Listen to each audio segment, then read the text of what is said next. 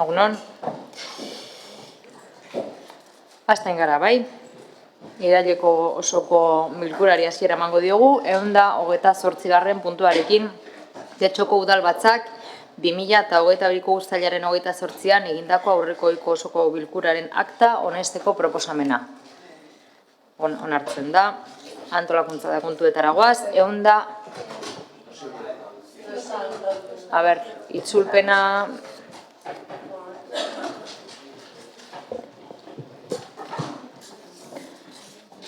Bueno, seguimos. Hemos leído el punto 128, la propuesta de aprobación de acta. Leemos punto 9, ¿de acuerdo? Garren puntua irakurriko dugu, bale?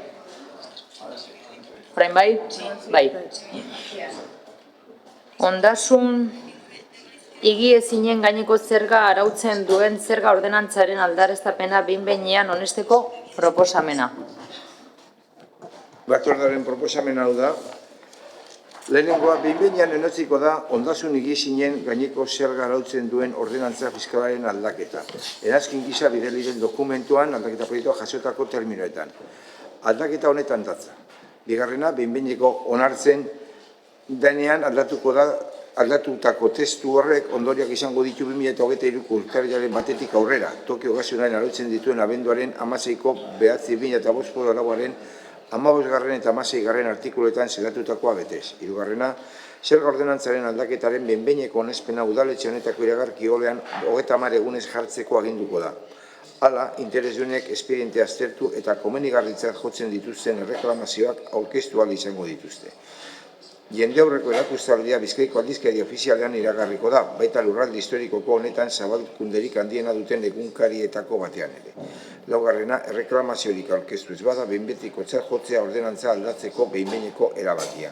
Gero hor daukazue, eranzkinan agertzen da aldaketaren testua. Iriarte jauna.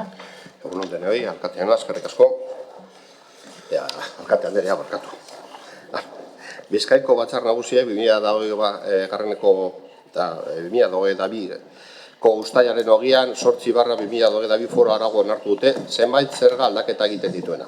Aipatutako arauaren 10. artikuluak honako aldaketa hauek sartzen ditu ondasun higiezinen gaineko zergari buruzko maiatzaren 18ko 4/2016 foro araua 2023ko urtarrilaren lehenengotik aurrerako ondorioekin. Idazketa berri bat emanez, monumentu izaera duten ondasunei, monumento multxo baten parte direnei eta arkeologia gune baten barruan daudenei eragiten dien salbuespena arautzen da. Testu berriaren xedea, erreferintzeko araudia eta ondasun horien nomenklaturra eguneratzailea da. También se introduce una nueva bonificación. Horrez gain beste obari bat, hautazko obari bat sartzen da. Izan ere, 180 eta 100 bitartekoa izan daiteke honakoentzat. Familia ugariak titularrak direnean, beti ere kontuan hartuta gaitasun ekonomikoa eta etxe bizitzaren balioa 300.000 euro baino gehiagokoa ez bada. Bestalde, zaurgarritasun egoeran daudenei, baldin eta bestelako pentsio batzu jasotzen badituzte, diru sarrera bermatzeko errenta jasotzen badute edo bizitzeko gutxieneko diru sarrera jasotzen badute. Hala, bi kasu horiek hartzen ditu barne gaur aurkezten den aldaketak. Hala, errenta familiarra estandarizatuaren teknika aplikatuko da eta hori egiten da trakzio mekanikoko ibilgailuen zergarekin eta beste zerga batzuekin. Zaurgarritasun egoeran dauden subjektu pasiboei dagokienez, gehienez ere obaria 180koa izango da kasu guztietan, noski kontuan hartuz, guraso bakarreko familien egoerak. Hau da, gehieneko obaria egiten da. Hala, Alderdi Popularrak aurkeztutako emendakinari dagokionez, obari tartei dagokienez, proposatutako familia errenta estandarizatuaren irizpidea kontuan hartuz esan beharra daukat ez dela egokia. Eta ez dela koherentea bestelako getxoko obari batzuekin. Familia ugariaren adibiderik ugariena da 5 kideena, aita, ama eta 3 seme-alaba, eta horien obariak hauek izango dira. Familia ugariaren adibidea da, eta hauze da, ohikoena. 24.000 eurora arte, obariaren 180, 24.000 eta 48.000 bitartean 150-rekoa, 48.000 eta 72.000 artean 125-rekoa, eta 72.000-tik 86.000 arte 110-rekoa. Hala, errenta estandarizatura pasatzen da, eta hortik aurrera ez dago, hau da, 86.000 eurotik aurrera ez dago obaririk, mila esker. Emendakina daukogu hemen, bai?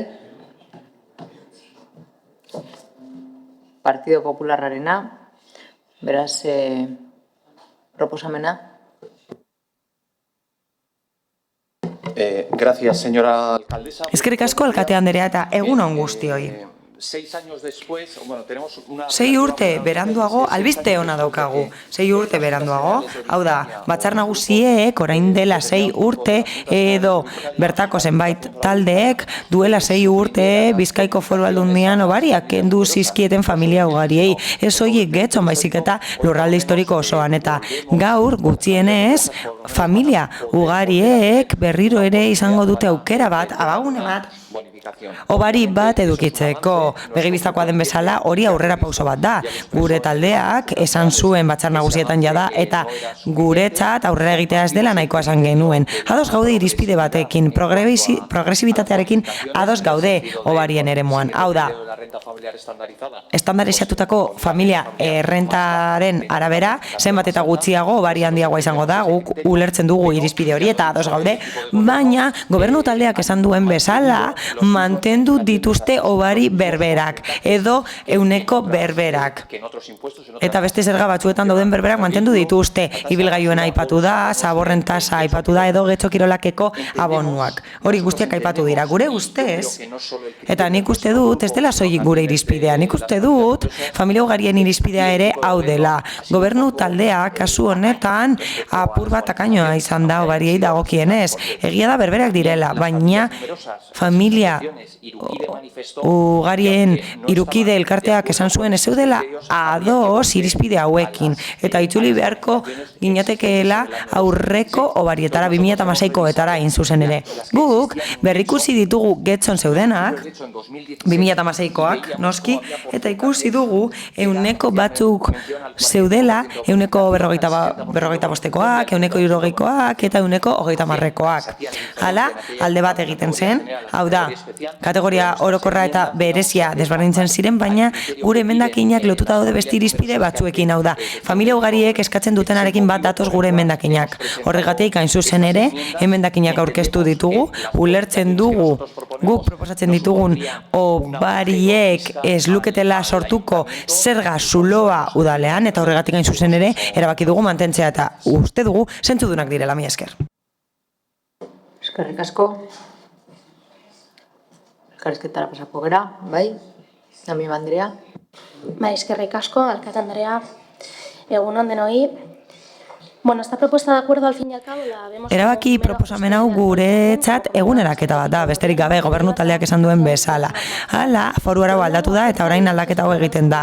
Lotuta dago monumentu eraikinekin, edo berrizen depenekin, baina ez dago aldaketarik ordaintzen duten kopuruari dagokionez, eta berriro ere aipatzen dira familia ugariak, eta estandarizatutako errenta txertatzen da. Guretzat, zalantzazkoak dira puntu hauek, batez ere, monumentuak aipatzen direnean eta babes maila aipatzen denean ezin dugu ahaztu berrikusi behar dela nola mantentzen diren monumentu batzuk edo eraikin batzuk eta nola abandonatzen diren beste batzuk, beste horiek eraitziz eta bere fatxada historikoak kontuan hartu gabe. Eta ez gara soilik ari nagusien etxeaz, urtegiaz ere ari gara, espekulazio arrazoiengatik eraitzi dira batzuk. Gainera, horrek erasotzen du gure arkitektura ondarea, baina horrez gain galtzen ditugu aurrak zaintzeko espazioak, eta horregatik fokua jarri nahi dugu besteko behar horretan. Bultzatu behar dira ekipamendu publikoa guztiontzat, eta guk uste dugu gobernu taldea ez dela hori egiten ari. Hala, oraingoan berritasun bat dago, txertatzen dira zaurgarritasun egoeran dauden familiak, guraso bakarreko aita edo ama bakarreko familiak barne hartuta, eta guretzat aurrera pausoa da, baina eskasa da alderdi popularrak esan bezala ez direla duelako aldatzen obari eunekoak, batez ere errentarik basuenetan. Gustatuko litzaiguke aurretiaz eztabaidatzeko aukera izana honen inguruan, tasak eta zergak orokorrean tratatzeko egungo krisialdia kontuan hartuta, pandemian zehar egin zen bezala, baina gobernuak ez dio eskua luzatu herritargoari. Tamalez, hala da, naiz eta salbuespenezko egoera batean gauden, krisialdi ekonomiko eta egiturazko krisialdi batean. Hala, ematen du, hauteskundeak oso hurbil daudela eta gobernu taldearen jarrera aldatu dela, eta beti eskatu dugu guk jarrera hori erantzukizunagatik. Jarraituko dugu eskatzen akordio zabalagoak bilatzeko, horrela krisialdi desberdinei aurre egin alizateko, guretzat modurik onena delako lan publikoa eta politikoa indartzeko. Hala, Alderdi Popularraren emendakinari dagokionez esan beharra daukagu ez gaudela ados familia ugarien errenta igotzearekin horrela obariak lortzeko. Gure ustez, kopuru horiek irabazten dituztenek ez dute obaririk behar, baina errentarik basuenek hori behar duten. Gainera, familia ugariek abantaila asko dituzte gainerako zerga eta tasetan, eta ez dugu beste privilegio bat eman behar baldin eta errenta horiek altuak badira. Hala, obari tauletan kontraesan bat dago. Batetik, zuek ehuneko guztiak igo nahi dituzue, eta kasu batzuetan beharrezkoa da, baina altuentzako guk uste dugu ez dela horrela. Eta zein da arazorik garrantzitsuena? Proposatzen duzuen kopurua. 10.000 eurora arteko errententzat ez duzue aldatzen, eta zergatik ez zigo adibidez ehuneko 85-era. 10.000 eta 20.000 bitartean proposatzen duzue ehuneko 50-tik ehuneko 75-era, eta hori guretzat egokia izan daiteke. 20.000 eta 30.000 bitartean ehuneko 60-era igotzea proposatzen duzue. Ehuneko 35-eko aldea da, eta ehuneko 35-eko aldea proposatzen duzue 30.000 eta 40.000 euroko errentak dituztenentzat. Hala, errenta altua dutenek izango dituzte abantaila gehiago, eta proportzioan basuenen errentak baino gehiago handituko lirateke. Gure ustez, hori ez da oso ekitatiboa, eta gainera ez die mesederik egiten gehien behar dutenei. Progresibitatea murrizten delako. Ondo dago, gutxieneko igotzea, baina aurrengo tarteetan proposatzen duzuena guretzat ez da beharrezkoa. Are gutxiago ez bada aldatzen 10.000 euro baino gutxiagokoa. Hortaz, aurka bozkatuko dugu. Eskerrik asko. Aio jauna. Sí, gracias. Eskerrik asko alkate anderea eta egun on guztioi. Ya se ha mencionado, ¿no? Como se ha mencionado la modificación. Aipatu da aldaketa batek hartzen dela. Hala, lehenik eta behin nomenklatura egokitu nahi da, monumentuei, monumentu mutxoei eta arkitektura gunei dagokienez, eta bigarrenik obari bat ezarri nahi da zaurgarritasun egoeran daudenentzat eta familia ugarientzat. Bigarren kasuan gehieneko kopurura jo dugu foru arauak esartzen duen horretara, ehuneko 80-rekoa. Hala, Alderdi Popularrak esandakoari dagokionez, guk uste dugu gure aldaketak fokua jartzen duela gehien behar duten horietan. Familia ugariak barne hartuta batez ere zaurgarritasun egoeran daudenak, eta hirugarrenik gure helburua da foru araura egokitzea. Gutxieneko kuotari dagokionez. Proindibiso ondasunen eremuan, eta gure helburua da administrazioen arteko interoperabilitatea albidetzea. Guretzat aldaketa beharrezkoa da eta lotuta dago arauak eskatzen duenarekin. Hala, foru gobernuen gaudenez, babestu dugu aldaketa hau, eta horregatik proposatutako aldaketaren alde bozkatuko dugu eta aurka bozkatuko dugu Alderdi Popularraren emendakinari dagokionez. Rodríguez jauna. Bai, egunon. Bueno, proposamaren inguruan, Elkarrekin Podemosek esan duen bezala, azken finean, proposamen tekniko bezala aurkeztu izan da, egia izan daiteke hori, baina batzutan eskartuko genuke proposamen teknikoak edo aldaketa teknikoak egiten direnean, beste aldaketa batzuk egiteko adagunea aprobetzatea, baina hori askotan ez da gertatzen, eta gero, beste arau batzuk aldatzeko izugarrizko denborak eta tramiteak egin behar dira, eta beste batzuk aldatzeko ez horren beste. Kasu honetan, eta aipatu den bezala, ondareari dagokionez, batzordean galdetu genuen, ez zantzen diguten aldaketa izenezko aldaketa zala, baina egia da baita ere, herri honek ondarearen inguruan hausnarketa sakona behar duela. Orain bihar horren inguruan hitz egingo dugu, apoaren inguruan hitz egingo dugu, baina horretan jasotzen da Eusko Jaurlaritzak proposatutako 60 eraikin babesteko modu bat proposatu duela Eusko Jaurlaritzak, ez Euskal Herria Bilduk, Eusko Jaurlaritzak, eta 60 horietara udal gobernuak ezetza eman dio.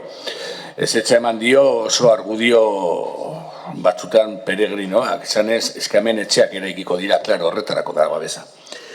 Hori batetik, eta gero esatea, familia ugarien inguruan, zalantza dauzkagula, aipatzen diren diru sarrerengatik, baina baita ere onartzen dugu gure herriak bizi duen jaiotze tasa txikien kontuan hartuta, nolabaiteko hobakuntzak edo bariak bilatu behar dira zentzu horretan. Beraz, aurkeztutako proposamenari gu abstenitu egingo gara.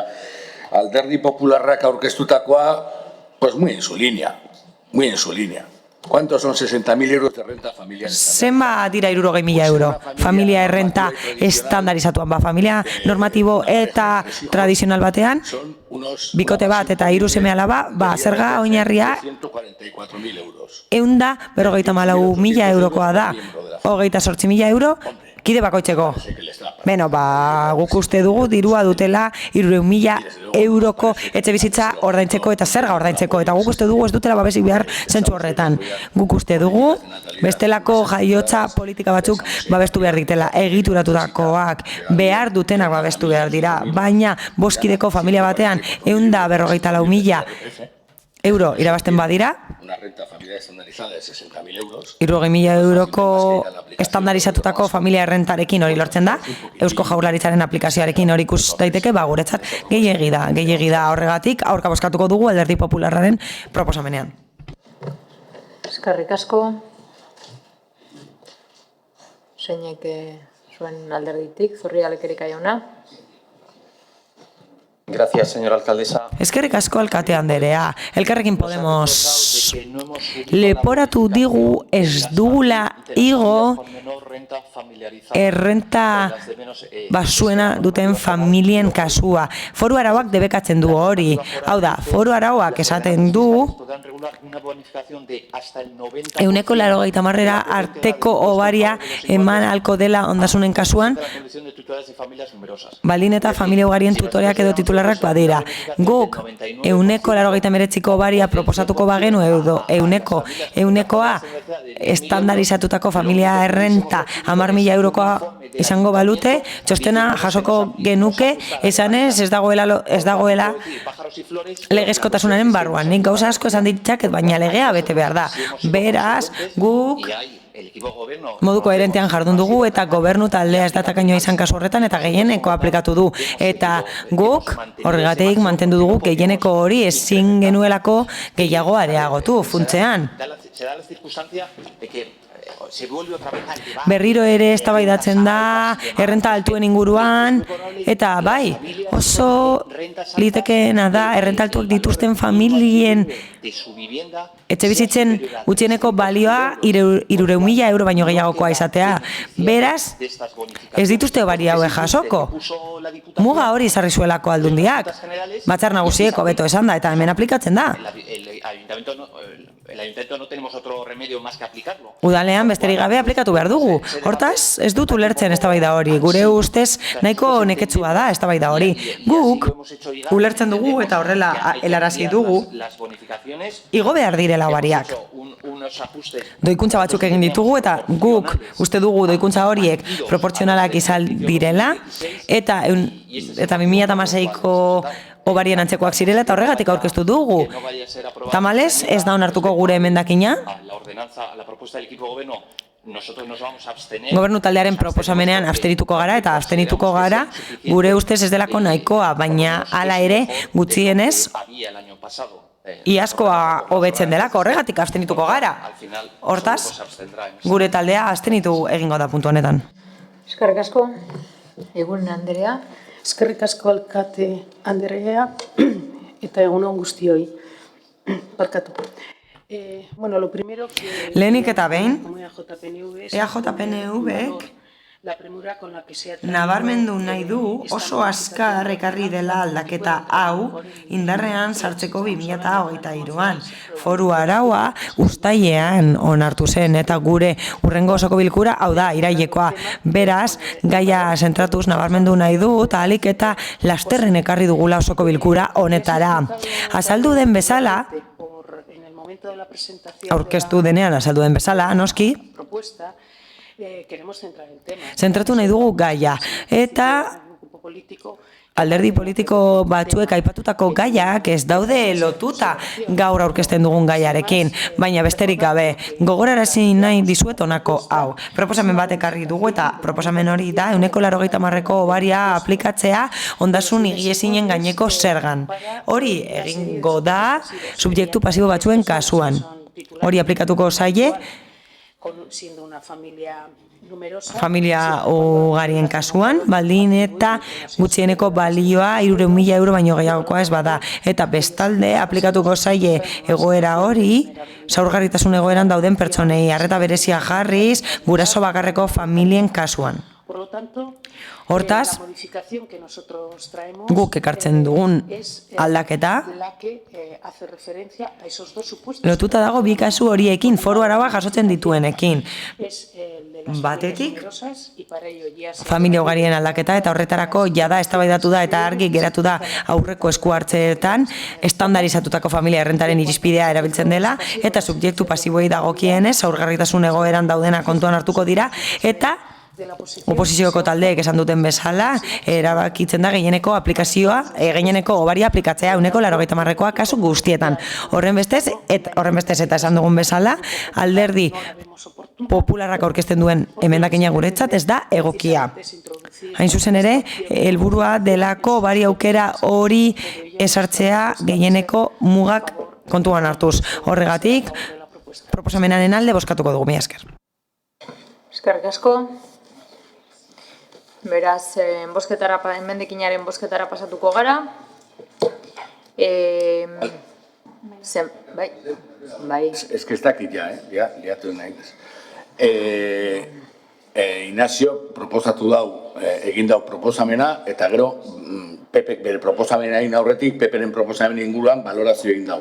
Pepek proposamena egin dau, eta nolabait erantzun dau. Osea, proposamena egin da gero erantzun dau. Beraz, erreplika txanda dago, ala ez. Hori da galdera. Bozeramaile batzorde batean, argi eta garbi, zuen eskararen ondoren geratu zen, egongo zala txanda normala. Naiz eta emendakinak egon, ez zirala txanda bereziak irekiko, betiko txandak daudela. Orduan, proponenteak ez balin badu berriro hitza hartzen, txanda bat dugu. Beste gauza bat da, batzuetan, gure artean adostu dugula, emendakin batzun aurrean, ordenantza batzun aurrean, edo bihar adibidez, txanda bereziak egitea, bitxandak, eta baina bestela gure araudiak hori dio. Eta hauek ez dira proposatzaileak hori egiten dudan galdera. Gure araudiak dio proposatzaileak erantzuten baldin badu, erreplika txanda baldin badago. Hori dio gure araudiak. Eta galdera da, hauek proposatzaileak dira. Ez, proposamena eriak ez dire proposatzailea proposamen bat bakarra dago. Hori da, proposameneri buruzko zuzenketak, baina proposatzailea bera da. Hemen nik ulertzen dudana da, eta alkateak esan duen bezala, txanda bakar bat izan barko leku, eta txanda horretan, beste gauza duztu ez bada, PPkoek eukeidu garbien, euren proposamenaren aldeko txanda defentsa eta jarritako edo aurkeztuako proposamenen aurreko bere iritzi ematea. Nik txanda bi emazaile, baina nik uste dut... Bele. Beraz, enmendakinaren bozketara pasatuko gara. Enmendakinaren aldeko bozkak, Partido Popularrekoak ditugu, kontrakoak, EH Bildu, PS Euskadiko Ezkerra, EAJ, PNV eta Elkarrekin Podemosekoak. Eta horren proposamena bozkatuko dugu. Proposamenaren aldeko bozkak, PS Euskadiko Ezkerra eta EAJ PNV-koak ditugu. Kontrakoak ez daude, abstentzioak Partido Popularra, EH Bildu eta Elkarrekin Podemos.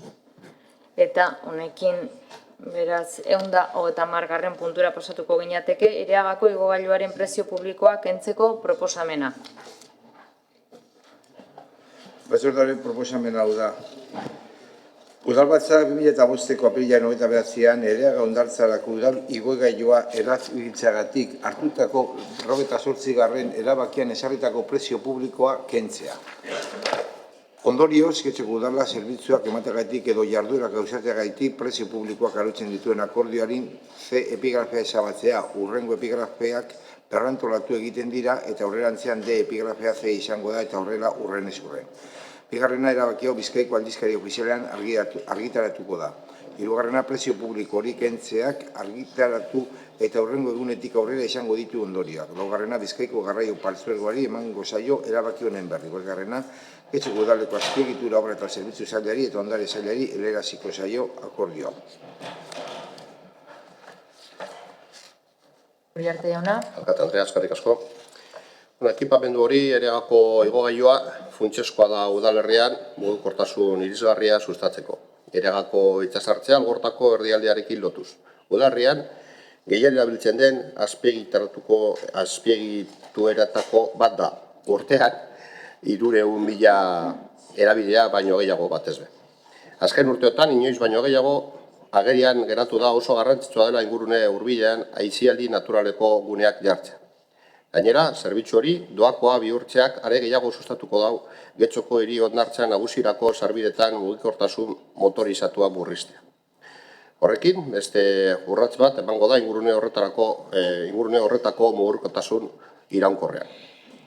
De esta manera, todos los elementos municipales de accesibilidad... Horrela, irisgarritasun udal elementu guztiek doakoak izango dira Getxon herritarrentzat. Garrantzitua da aipatzea, zaintza eta kontrol zerbitzua mantenduko dela gaur egun arte. Esan bezala funtsezko azpiegitura da irisgarritasuna bermatzeko udalerrian. Horregatik, erabat kentzea proposatzen da tarifa horiek. Indarrean sartuko da neurri hau, behin Bizkaiko aldizkari ofizialean argitaratuta. Urtea amaitu baino lehen. Eta epeak ondo betetzen badira, espero dugu urria baino lehen lortzea doakotasun hori esartzea. Eskerrik asko Uriarte jauna. Amiba Anderea. Bai, eskerrik asko, alkate Andrea. Bueno, estamos a favor de esta propuesta por dos motivos. Proposamenaren alde gaude bi arrazoigatik. Porque tal y como dice la parte explicativa de la propuesta de acuerdo, la motivación... Akordio proposamenaren azalpenean esan bezala, estatu mailan garraio bide publikoaren prezioak eguneratu behar dira batzordean esan bezala, baina horren ondorioz deskontuak ere ezarri dira. Neurri gehigarri gisa, erabaki da prezio igoerari aurre egiteko. Getxon, beherapena aplikatuz gero, batzordean esan bezala, 9 zentimotan geratuko litzateke prezioa eta horretarako hobe da kentzea. Bestalde, garraio bidea kontutan hartu gabe, irisgarritasun mekanismoa kontutan hartzen bada, ikusiko dugu gainerako igogailua, gainerako mekanismoak eta rampak ez direla kobratzen, beraz lehenago egin beharreko zerbait zen. Gainera, igogailu hau asko erabiltzen da. Dena den jasota geratzea nahi dugu ondorengo hau. Prentsaren bitartez enteratu gara neurri honetaz, batzordearen deialdian bai komentatu zelako, baina ez genekin ezer. Gainerakoagatik uste dugu hauz ez dela funtzionatzeko modurik onena. Zuek egun batzuk geroago iragartzeak ez du ezera aldatzen. Errespetuz jardun behar duzuelako udal batzarekiko, esan bezala, aldeko botoa mantenduko dugu ala ere. Bai, Díaz Anderea. Mi esker, alkate Andrea, egunon den hori, bueno, a pesar de que este fue el primer ascensor que se instaló... Bueno, hau izan zen Getxon jarritako lehenengo igogailua eta bere gunean prezio publiko bat ezarri zen, baina uste dugu agintaldi hau eta aurrekoa kontutan hartuta eta kontutan izan da baita ere antzeko ekipamentuak doan jarri direla, logikoena dela azkenean, igogailu honen kasuan ere prezio hori kentzea. Gainera, momentu honetan, estatuko gobernuak eta eusko jaurlaritzak obariak eskaini dituzte garraio bide publikoaren prezioetarako. Egoera ekonomikoari, krisi ekonomikoari erantzuteko neurri gisa. Gainera, argi dagoenez, ekipamendu horrek irisgarritasuna bermatzen du. Kasu honetan, ez die asko eragiten udalaren diru sarrerei eta lanpostuak mantenduko dira zerbitzu horren kasurako. Beraz, aldeko bozka emango dugu. Eskerrik asko. Bai, Bildosola jauna. Bai, egunon. Guk egia esan ez dugu gaizki ikusten igogailu honen erabilera asko kobratzea, gainera azaldu den bezala eta batzordean azaldu zen bezala, esan diguzue eta esan zeniguten langilea mantenduko zirela eta erabiltzaile egiten duten erabilerekin, azkenean ez zen nabarmeneko sarrerak lortzen. Beraz, orain herrian dauden beste igogailua bezala, sarrera librea esartzea ondo iruditzen zaigu. Hori bai, ez dakit kritika bezala esan, ez dakit nola aipatu, baina harritzikoa izan zen batzordean guk jakin baino lehenago, oposizioa jakin baino lehenago, honen erabilera, honen, ez zara kobratuko, harinekitan udal web horrian publikatua izan zela prentsa hor bat informazio horrekin. Ez dakit esan tamalgarria dela edo lotxagarria dela, baina tamalez hau ez da lehenengo aldia, ez dut uste azkenengo aldia izango dela urte honetan. Eta besterik ez hori esan beharra neukan oso lotxabakoa izan zelako. Ni esker. Eskerrik asko. Bai. Buenos días, gracias, señora alcaldesa. Egunon eta eskerrik asko, alkate Andrea. Gaur, zorionak eman behar dizkiot gobernu taldeari neurri honengatik, nola ez? Zerbitzu hau askotan estropeatuta egoten da, benetan zerbitzu txarra da, eta behazen garaia doan jartzeko. Baina, zerbitzu hau zerbitzuz kanpo dago askotan, eta hori ordaindu behar izatea, ez da zilegi. Interesgarria litzateke mozioak berrikustea. Osoko bilkura hauetan egindako mozioak, izan ere bere garaian ere talde honek esan zizuen, igogailu mota hori etzela egokiena. Behin eta berriz esan genizuen, igogailu eredua etzela egokia, eta zerbitzu hori beharrezkoa zela. Azpiegitura hori ez da bateragarria gure klimarekin, eta are gutxiago kontutan izan da itsasoa zeinen hurbil dagoen. Horren ondorioz matxurak baino ez ditu igogailu horrek. Zerbitzua txarra bai, baina gutxienez doakoa da, bazen garaia. Bide batez Uriarte jaunari irisgarritasuna aipatu du eta baita mugikortasun iraunkorra ere. Honako hau esango diot. Hiri autobusa.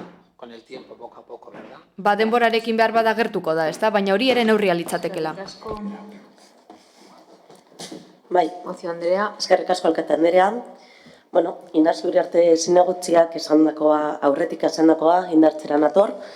Getxoko udalak urte asko daramatza mugikortasun iraunkorraren eta irisgarritasunaren aldeko apostua egiten. Esan dugunez, Eragako igogailua 2005ko ekainaren inaguratu egin zen. Udal azpiegitura hori, gaur egun prezio publiko bat ordaintzea eskatzen duena, Getxoko biztanleak gehien erabiltzen duten azpiegituratoko bat da, eta mugikortasun irisgarri vertikalaren zerbitzua eskaintzen die urtean 360.000 pertsona ingururi.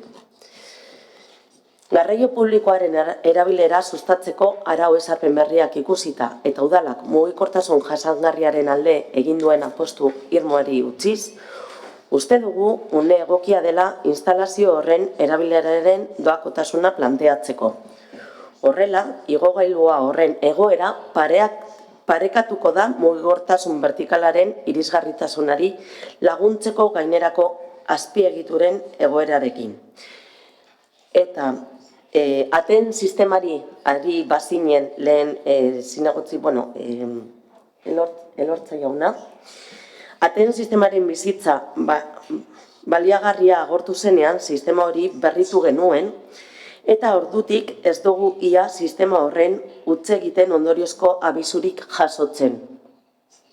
Horiek horrela, azpiegiturak etengabe berritzeko apostuak sistema fidegarritasuna hobetzaren alde egiten du, bai eta herritaren horiekiko konfiantza hobetzaren alde ere. Eskerrik asko. Eskerrik asko. Beraz, proposamenaren bozketara pasatuko ginateke. proposamenaren aldeko bozkak, aho batez onartua geratzen da proposamena, eta honekin batera 151. puntura pasatuko ginateke konpromisoko kredituak aldaratzeko proposamena egitea. 2024ko ekitaldirako Aiboa Berri lantaldeetarako eraikin berriari dagozkiona. Batzordaren proposamen hau da. 2021ko urtarrilean 9ko osoko bilkuran, Getxoko Udalaren aurrekontu orokorra onesteko 15. erabakiaren bidez, behin betiko onetsi zen lantaldeetarako eraikin berria eraikitzeko konpromiso kreditu hau. Izen zen 2021, 2022, 2023 eta guztira 2.900.000 eurokoa.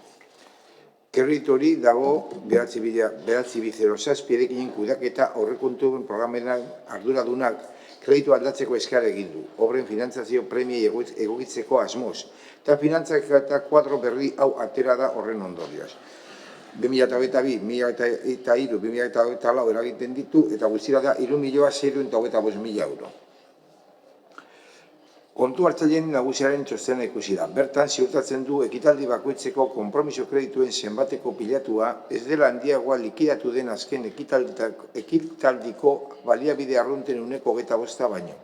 Beraz, kontuan izan Bizkaiko lurralde historiko gotoki erakundeen aurrekontui buruzko 10.2003 Foru Arauaren 22. artikuluan eta aurrekontua betearazteko Udal-arauaren 8. artikuluan zeratutakoa, Udalbatzeari proposatzen zaio Aiboa Berri lantaldeetarako eraikin berri eraikitzeko indarra dauden konpromiso kredituak ondoko hauekin ordeztea. Lehen azaldutakoa 2022, 2023 eta 2024 urtean eragin esango dutuenak eta guztira 3.625.000 euro. Eskerrik asko, Uriarte jauna. Bai, alkate Andrea, eskerrik asko. Udalbatza osoko bilkura honetara ekarri zen eta eztabaidatu eta onartu egin zen udal brigadentzako eraikin berria finantzatzeko proposamena, Aiboa Berri. Gaur egun dakarguna aurrekontua eraikuntza presio berrietara egokitzea da.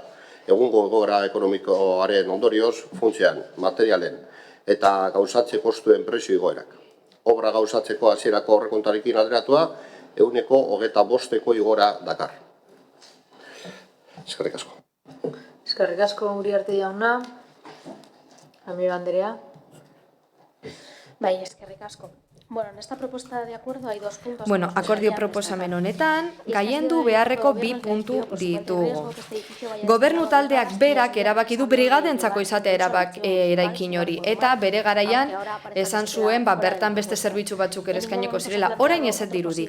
Beste erabilerarik ez da planteatu momentu bakar batean ere edo behintzat aipatu ez da egin osoko bilkura honetan. Hainbat eta hainbat urte daramatza kontu honek mahai gainean, eta esan bezala preziok orain gora egin dute, obra karuagoa dira, eta horregatik da kargu hau ona. Aurreko osoko bilkuretan idazkariak esan bezala, 2021ko aurrekontuak eztabaidatzen ari ginenean, pasaden urteko urtarrilean, hitz egin genuen honen inguruan, bere garaian kontrako botoa eman genuen, eta hala egingo du oraingonen ere, izan ere proposamena aurrekoaren jarraipena da. Gobernu taldeak hartutako erabakia da, alde bakarrez hartutakoa. Esan bezala, brigadek espazio bat behar dute, oraingoa eskaz geratu zaielako bai. Baina, behar bada espazio horretan bestelako zerbitzuak ere eskain daitezke, edo behar bada hobe litzateke beste kokapen bat bilatzea. Eta hori besta planteatu erekin.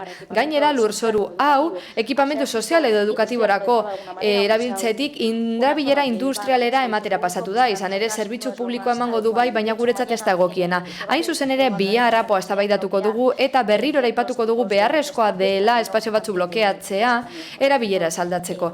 Beraz, kontrako bota emango diogu proposamenari. Eskerrik asko. Partido Sozialistatik ez, Bildutik. Bai, egun guztioi. Jarrubi Andrea. Begionez ikusi izan dugu brigadaren lekualdaketa Aiboa Berri izeneko eskudura eremu berrira. Hala ere, ez dugu partekatzen, eta uste dut ezinbestekoa dela, naiz eta bihar, uste dut ezinbestekoa dela aipatzen, naiz eta bihar gai horretan sakonago hitz egingo dugun, brigadak utziko duen eremuan egitea aurrekusten duzuena edo duena APO berriak. Bihar bertan onartzera ekarriko baituzue, APOan azaltzen den bezala, 52 etxebizitza libre erekiko dituzue, eta 55 etxebizitza babestu bakarrik. Garai batean dotazio zuzkidura horretan etxebizitza eredu sozial eta kooperatiboen proposamena egin genuen, hori baita bertan nahiko genuken eredua. Naiz eta begionez ikusi izan dugu, bere garaian orain dela urteak brigadaren leku aldaketa hori, esandako guztiagatik abstentziora joko dugu. Eskerrik asko. Eskerrik asko. Torrialek jauna. Sí, muy brevemente, bueno, nuestro Bai, planteamiento... azkar, gure planteamendua antzekoa izango da, oposizioko gainerako taldek esan bezala, ze. Gu ez gaude ados ondorengonekin. Bueno, bai, ados gaude brigaden eraikinari bestelako itxura ematearekin, badakigu Martikorenan ez dela egon behar, Martikorena hiri eremu bihurtu delako, bertan babes ofizialeko etxe bizitzak daude, osasun zentroa beraz hiriko gune da, beraz ondo legoke Martikorenatik bestelako toki batera pasatzera, kasu honetan, txopoz etorbidea. Guretzat zentzuduna da, hau bezalako eraikinak toki industrialagoetan egotea, eta uste dugu Martiturri egokiagoa litzatekeela eraikina hau bertan jartzea. Horregatik kontrako bota emango dugu. Gracias. Eskerrik asko. Ocio Andrea. Eskerrik asko alkate Andrea. Bueno, primero unas Lehenik eta behin, de lo que va a constar el proyecto. Proiektuaren inguruko setasunak emango ditut. Aurre proiektua udal zerbitzu teknikoek idatzi dute eta lizitazio prozesua honak honetan oinarrituko da. Proiektua idaztea, segurtasun eta osasun neurriak bermatzea, egoki diren izapideak egita eta eraikina egitea lehen esandako zenbatekoaren truke. Egikaritzepea 4 hilabeteko izango da gutxi gora bera. Proiektua idazten denean, kontutan izan beharko dira zenbait neurri proiektuan barne hartu beharrekoak, eraginkortasun energetikoa, bestelako energia alternatiben erabilera, ur kontsumoa murriztea, lurzatitako espazio libretako garapen jasangarri eta materialen egikaritzea bermatzeko, hoi guztia bermatzeko. Ikusten duzuenez guk badakigu getxon ezinbestekoa dela estrategiako ondo baliatzea, guztiak eragina duelako ingurumenean, eta horregatik apustu irmoa egin dugu eraikin honen alde. Klimaldaketaren aurkako neurriak barne hartuta. Lehen ikusi dut kezkatuta zaudetela, lurra zoru egokia den, edo ez, esan behar dizuet horren arira, eraikin berri honen kokapenari dagokionez, lurzati hau iobekin bentariatu duela. Aspaldi egin zuen. Esan bezala, institutuaren hezkuntza alderdi horrez gain, bertan udal zabortegi bat zegoen, eta beraz, eraikin hau egongo den lurzoru honetan, erabilera industriala baino ezin dagoen. Horregatik, lekualdatuko dira bertara brigadak. Gainera, lurzoruaren ingurumen aitorpena egin dugu, egoki den ingurumen organoaren aurrean. Eskerrik asko, beraz, bozketara pasatuko gara. Proposamenaren aldeko bozkak, PSE, Euskadiko Ezkerra eta EAJ PNV-koak ditugu, kontrakoak Partido Popularra eta Elkarrekin Podemos eta abstentzioak EH Bildukoak.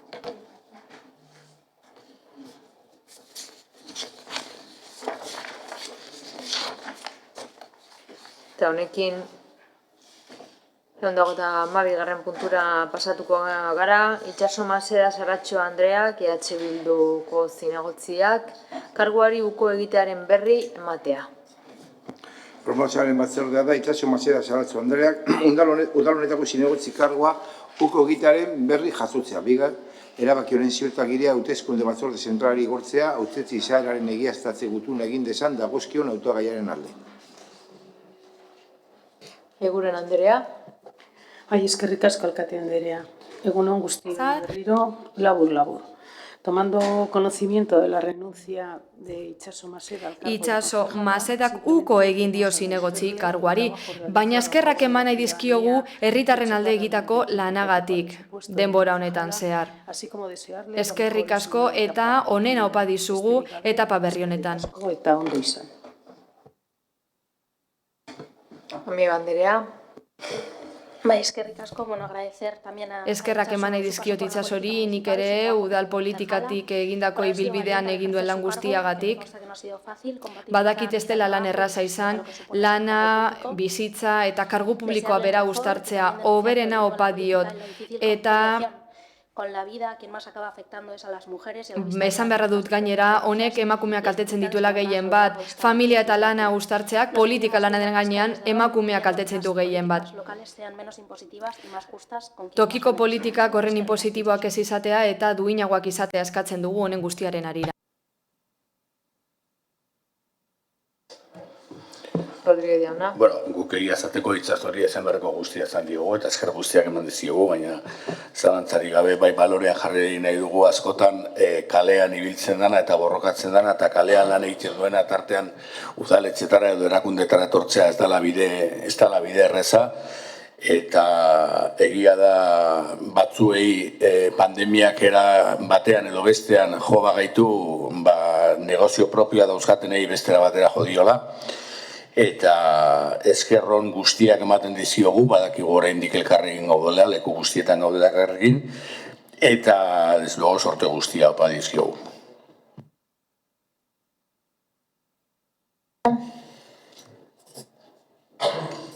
Beraz, egon da, 33. puntura pasatuko ginateke, udalaren eta erakunde autonomoen 2022ko bigarren hiruhileko aurrekontuaren buruztapenaren berri ematea. Proposamena da 2022ko bigarren hiruhilekoari dagozkion aurrekontu orokorraren exekuzio egoerak jakintzat ematea, zeinari buruzko dokumentazioa aipaturiko espedientea jasota dagoen.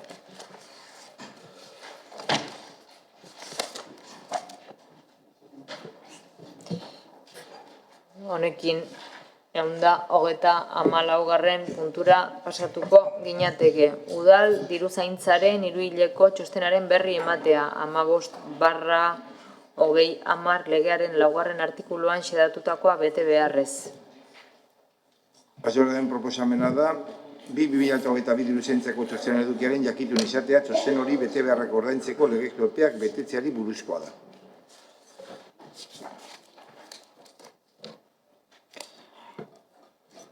Inorrekitza hartzen, beraz, 135. puntura pasatuko ginateke, kreditu transferentzien bidez egindako aurrekontua aldatzeko hainbat ebazpenen berri ematea. Batzordearen proposamen hau da, kreditu transferentzien erabilaren bidezko aurrekontu aldaketari buruzko zinegotzi eskuordearen ebazpenekin jakitun geratzea. Bertan zerrentatzen dira, zein erabakiak diren eta zenbatekoak.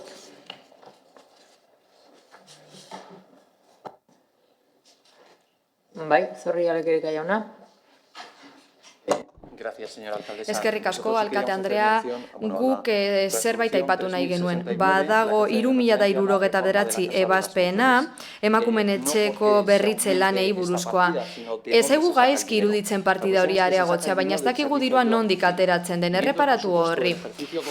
2022ko aurrekontuari erreparatu genion eta ikusi genuen etxez-etxeko laguntza zerbitzua 2.300.000 euroko aurrekontua zeukana guztiz konprometituta zegoela, beraz, kontutan izan da, udal gobernu taldeak partida batzuk murriz ditzakela konprometituta egon arren, horrek itxaropena ematen digu 2023ko aurrekontuari begira, emendakinak egin alizateko gastu konprometitua murrizteko, eta hori inongo oztopori jarri gabe izan ere. Udal gobernuak konprometitutako kreditua murriz badezake, guk ere izango dugu eskubidea gauza bera eskatzeko. Eskerrik asko. Uriarte jauna. Hortire, tiene fácil explicación.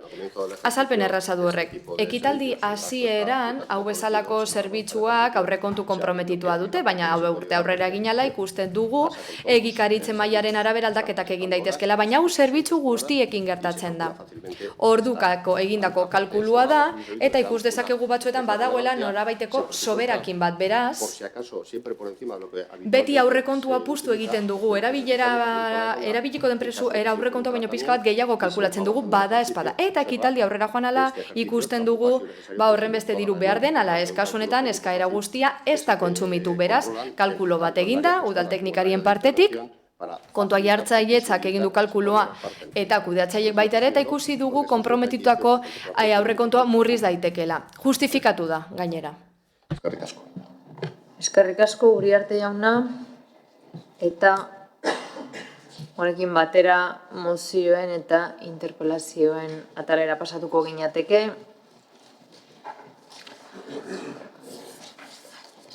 Eunda, 36. puntua, PP Alderdiko Udal Taldeak aurkeztutako mozioa, hezkuntza gastu orokorrak. Zorri, Alekerika jauna. Muchas gracias, señora alcaldesa. Eskerrik asko, alkate Andrea, mozio irakurriko dut. Ikasturtearen hasieran nabarmen igo dira eskola materialaren, testuliburuen, arroparen, uniformen edo oinetakoen prezioak. Bestalde, irakaskuntzarekin zerikusia duten eta hilean behin egiten diren beste gastu batzuk ere, hala nola eskola garraioa edo jantokia, igoera nabarmenak izaten ari dira. Getxoko udalak urtero ematen dizkie dirulaguntzak udalerriko familiei. Hezkuntza gastu orokorrak ordaindu ahal izateko. Azken urteotan udalak emandako kopuruak ez du inolako gorakadarik izan, eta 150.000 eurotan mantendu da. Udal talde popularrak uste du, Getxoko familiei laguntzeko lehen aipatutako hezkuntza gastuen prezioen igoraren aurrean, udalak emandako zenbatekoa kopuru handi batean handitu behar dela. Aurreko guztiagatik, udal talde popularrak honako erabaki proposamena aurkeztu du.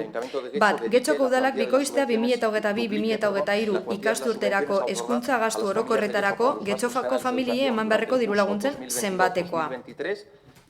Bi, udal komunikabidetan mozio honen berri ematea.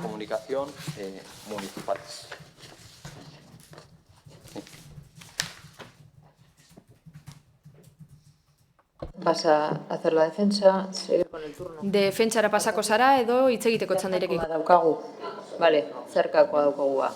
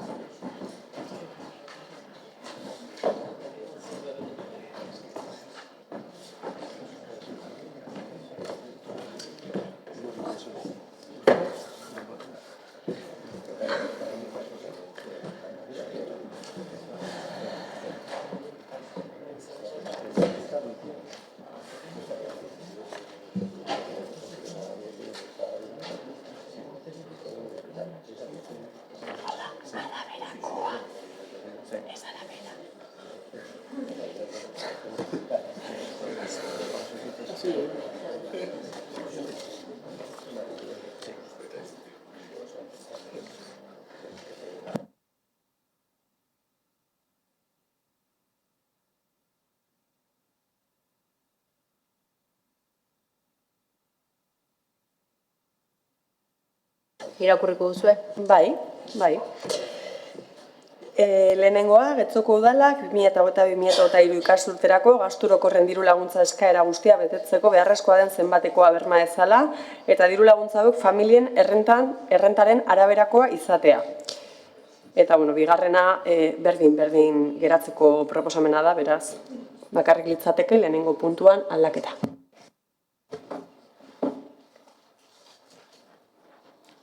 Ze egiten duzue? Sí, gracias, señora alcaldesa. No, en principio, agradecemos la... Eskerrik asko emendakinagatik, baina printzipioz ez dugu onartuko. Zergatik ez zaigu oso argi geratu guk ulertzen dugu. Udalaren funtzionamenduari erreparatuz gero, dirulaguntza eskatzen duten pertsonek ez dute 300 euroko dirulaguntza eskatzen, 300 euro behar dituztelako eskola gastuetarako. Familiek eskaera egiten dute eta gero ematen da dirulaguntza, kopuru jakin bat. Ulertzen dugu bermatzen dela, guk nahi duguna da, diru gehiago ematea, ez zaigu oso argi geratu eta horregaitik ez dugu onartuko emendakina. Pasako zara, defentsara. Gracias otra vez.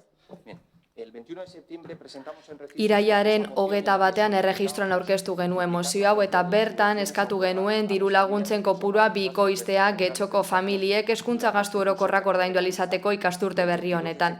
Irailaren 22an gobernu taldeak prentsa ohar batean iragarri zuen eta gero gainera Bizkaiko aldizkari ofizialean argitaratu zeintzuk izango ziren diru laguntzen deialdirako oinarriak.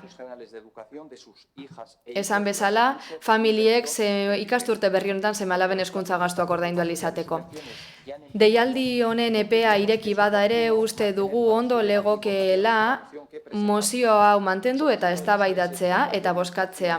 Gure herrialdea da Europar Batasunean inflazio handiena jasaten ari dela. Eta ez dio zinegotzi bezala bakarrik, nik seme-alaba ditut eskola garaian, eta presioen gorakada horrek badakit irakaskuntzari oso osorik eragiten diola. Alde batetik, paperaren presioak gora egin du. Ondorioz, testu liburuak eta eskola materiala gero eta garestiagoak dira. Kasu batzuetan, preziogoera 1,5%koa da aurreko ikasturtarekin alderatuta. Kotoiaren eta poliesterraren prezioak ere gora egin duenez, arroparen prezioak gora egin du, uniformen prezioak bere bai. Bestalde, ikasle guztiek erabiltzen ez badute ere, gorakada nabarmena egonda jantokiko eta eskola garraioko prezioetan. Atzo bertan, okuk txosten bat atera zuen, eta bagenekien zer esango zuen, izan ere guztiok joaten gara erosketa egitera, eta guztiok ikusten dugu prezioak igo direla, txosten horretan esaten da, erosketen prezioak azken 4 urteetan izandako gorakadarik handiena izan duela prezioaren aldetik. Aurrekoaz gain, udal talde popularretik esan behar dugu beken zenbatekoak ez duela gora egin, Eusko Jaurlaritzaren bekek ez dute gora egin, eta udalak emandako diru laguntzen zenbatekoak ez da ere. Udal diru laguntzak 75 eurokoak dira ikasle bakoitzeko, aurrezkuntzan eta lehen hezkuntzan, eta 125 euro ikasle bakoitzeko derrigorrezko bigarren hezkuntzan. Udal talde honetatik uste dugu udalak diru laguntzak igo beharko lituzkeela familiek hezkuntza gastuak ordaindu ahal izateko eta inflazioaren eragina murrizteko. Guk zenbatek hori bikoizteko eskatzen dugu, izan ere diru laguntzak beraz 150 euro ikasle bakoitzekoak izango lirateke lehenengo hezkuntzan eta aurre hezkuntzan eta 250 euro derrigorrezko bigarren hezkuntzan. Beraz 150.000 eurotik 300.000 eurora pasatuko ginateke aurrekontu partidan. Bere garaian duela 10 urte baino gehiago partida hau 250.000 eurokoa zen eta murriztu egin zen 150.000 eurotara. Kontutan hartuta, zer nolako diruzaintzako soberakina daukagun, beti 30 milioi eurokoa baita, partida hau 150.000 euro gehiagotan areagotzeak ez dio inongo arazorik ekarriko instituzio honi. Horregatik guztiagatik mozio hau aurkeztu dugu, aldeko botoa eskatzen dizuegu, eta gobernu taldeak mozioan eskatutakoa betetzea. Badakigulako getxoko familia askok eskertuko dutela. Eskerrik asko. Beraz, Samieva Andrea. Eskerrik asko, Alkate Andrea. Ados gaude diagnostikoarekin. Eskola gastuekin familientzat egoera okerrera egin du egoera ekonomikoa kontuan hartuta eta horregatik guk antzeko mozio bat aurkeztu dugu gaurko. Hala, prezioak igo dira eta enpleguak ez dira egonkorrak. Horregatik, horrek ez du laguntzen prezioak ordaintzen. Alderdi popularrak proposatzen du kopurua igotzea eta egokia izan daiteke. Zentzuduna da EH Bilduk proposatutakoa ere bai, azken finean eskaria asetzea proposatut delako. Hala, hasierako proposamena guretzat ez da osoa, ikasturte batzuk ez direlako kontuan hartzen. Eta orain eskatzen direlako laguntzak eta ez delako kontuan hartzen ikasturtean zehar izan dezaketen zaurgarritasuna. Horregatik aurkeztu dugu gure mozioa. Ados gaude asaldutakoarekin eta eskatutako gauza batzuekin. Horregatik alde bozkatuko dugu eta espero dugu zuek ere alde bozkatzea eta lortu ahal izatea nabarmen aldatzea egungo diru laguntzak nola ematen diren. Mila esker. Díaz Andrea. Mila esker Elkate Andrea. Bueno, afortunadamente contamos desde hace... Zorionez, orain dela agintaldi batzuk, alderdi sozialistak aurrekontu batzuetan egindako proposamenari esker, diru laguntza batzuk ditugu eskola gastuetarako eta udal askotan ez dira horiek existitzen. Horregatik, kontuan hartu behar da egiten den gastu eta antolakuntza esfortzua eskola materialetarako gastuak ordaindu ahal izateko. Batez ere kontuan hartuta egoera ekonomikoa. Agintaldiaren hasieratik lan egin dugu hezkuntza zerbitzutik oinarriak aldatzeko eta diru laguntzak hobetzeko. Hala, seme-alaba bakoitzeko 30 euro ematen ziren eta orain 175 euro ematen dira. Eta 125 DBH-ko ikasleen kasuan. 200 euroko kopurua handituz familia bakoitzeko. Hori guztia lortu da oinarriak aldatuz eta etxe bizitzaren katastro balioak kenduz irizpide bezala. Egoera batzuetan desberdintasuna sortzen zuelako. Eta lanbide arteko soldata hartu da kontuan 63.000 euroko muga ezarriz laukideko familia baten kasuan. Hala, erabaki honek laguntzen du kopuruak igotzen egin den bezala eta laguntza zabaltzen da ez soilik zaurgarritasun egoeran dauden familiei, baizik eta langileen klase ertaineko familiei ere. Hala, Alderdi Popularraren proposamena berandu dator. Hala, informazio batzordean esan zen bezala, onartu dira diru laguntzak jada eta epea ireki da familiek hori eskatzeko urriaren amaierara arte. Hala, oinarriak abian dira eta aurrekontua handituko bagenu orain, soberakina handituko litzateke eta familiak ez lukete diru gehiagorik jasoko. Diru laguntza hauek sortu dira familiei laguntzeko eta helburua da Eusko Jaurlaritzak kudeatzen dituen bekak osatzea. Horien eskumena delako hori kudeatzea. Aurrekontu zuzkiduraren menpe daude beti diru laguntzak eta ez daude inoiz subjektiboak diren eskubideen menpe. Eta horrek esan nahi du behar bezala dimentsionatu behar direla oinarriak eta kopuru. Aurreko ekitaldian eta aurreko ekitaldi guztietan ere bai, hase ditugu eskaera guztiak, aurkeztutako eskaera guztiak onartu ditugu baldin eta kontuan hartzen ziren betekizunak betetzen baziren.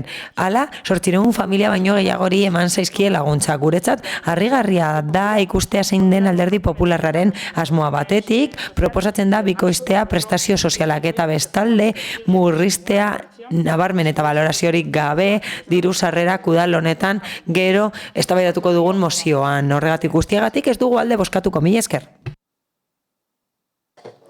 Eskerrik asko. Bai, Bejarrobi Andrea. Bueno, aurreikusi bezala Alderdi Popularrak ez du gure zeharkakoa onartu eta horretan hain zuzen ere dago guretzako gakoa.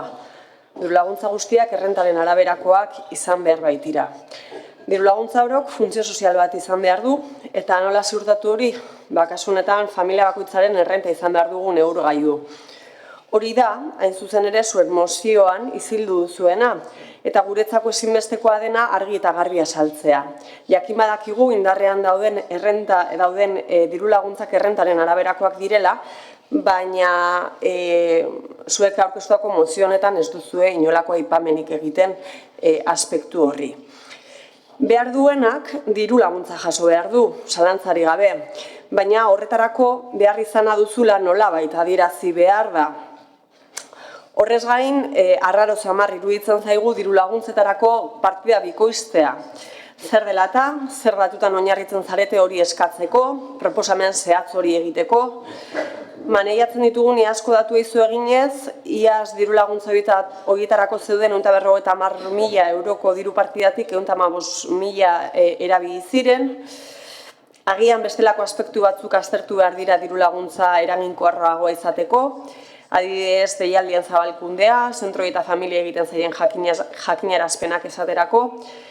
Baliteke informazio bideak hobetu behar izatea, hau da diru laguntzetara bideratzen den diru kopurua baino agian bestelako aspektu batzu dira aipatu diru laguntzan hobetu behar direnak.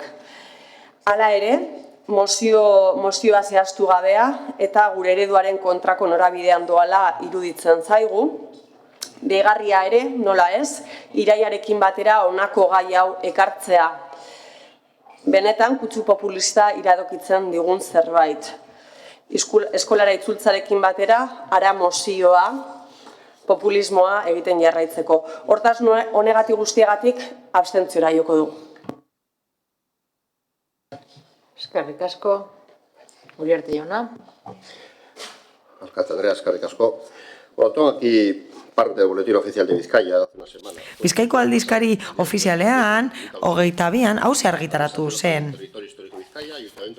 Getxoko udala. Diru laguntzen deialdia, Getxoko familiei diru laguntzak emateko eskola gastuak ordaintzeko 2022-2023 ikasturtean. Zehazten jarraitzen du aldizkariak eta hau esaten du. Orain dela 2 aste baino gehiago, Gobernu batzordeak onartu zuen deialdia diru laguntzak emateko Getxoko familiei, seme-alaben hezkuntza gastuak ordaintzeko ikasturterako eta oinarri arautzaileak hori esaten du. Gainera, 2022ko aurrekontuan, 2021ko abenduan onartu zena, udal taldeek emendakinak aurkeztu ozean, aurreikusten dira 150.000 euro diru laguntza hauetarako. Logikoki horiek deitzen dira ikasturte hasieran, orduan ordaindu behar dituztelako familiek gastu horiek. Eta Alderdi Popularrak eta Elkarrekin Podemosek oso ondo dakite ezin dela ezer egin mozioekin diru laguntza horiek badaudelako abian familiak jada ari dira diru laguntza horiek eskatzen, horregatik ez dauka zentzurik. Hurrengo aurrekontuan pentsatu beharko dugu.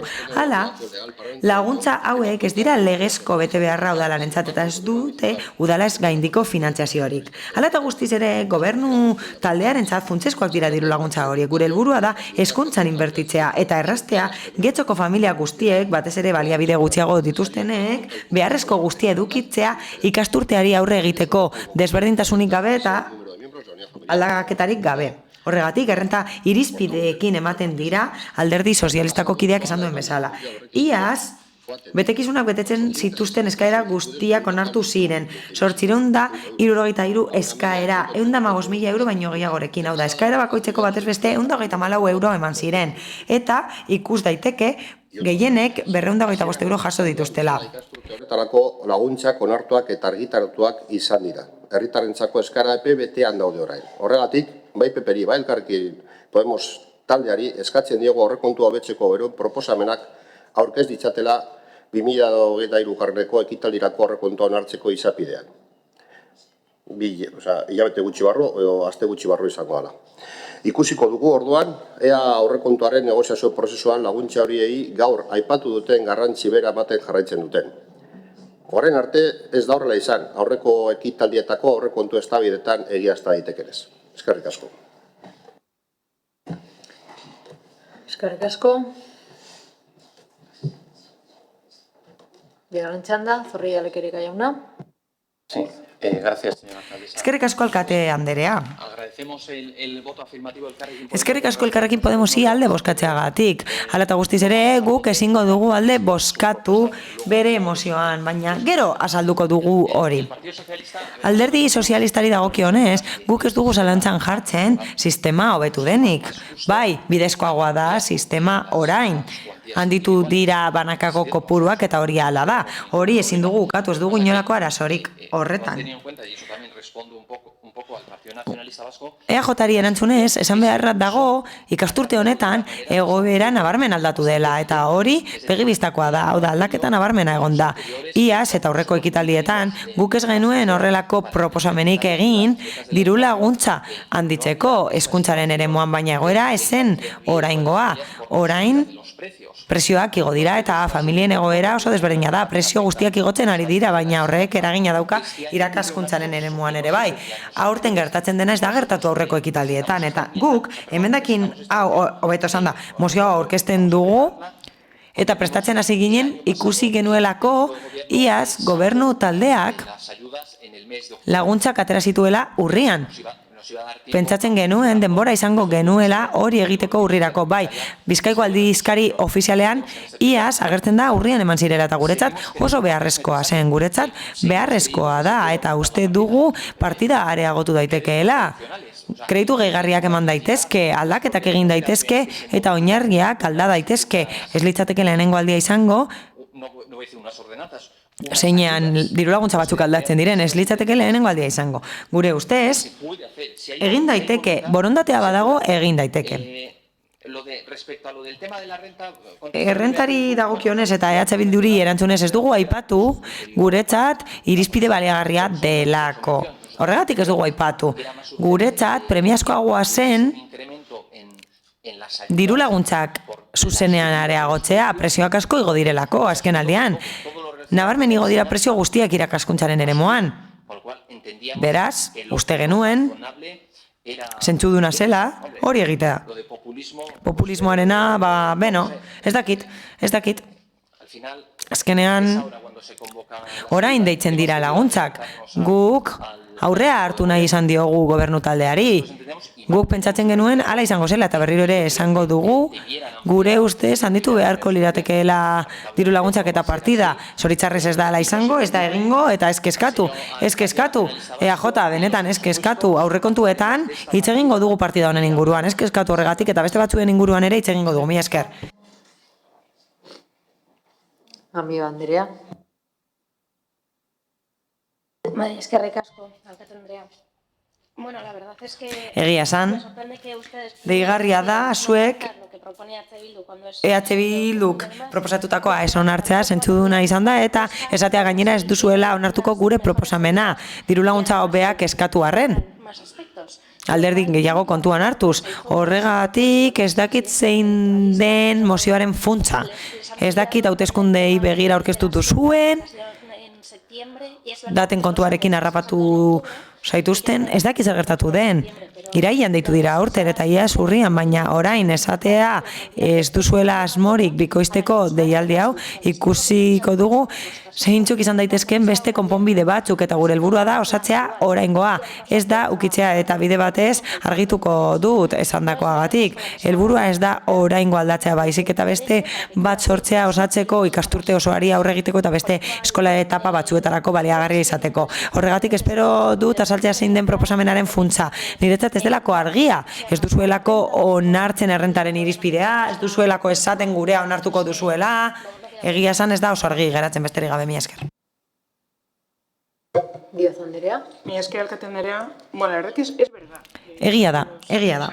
Egia da denok dakigula premia handia dagoela familien artean, esfortzu ekonomiko handia egin behar dutelako hilabete hauetan eskola gastuei aurre egiteko. Horregatik, hain zuzen ere, diru laguntza hauek emango ditugu. Inbertsio handia da eta handitu da.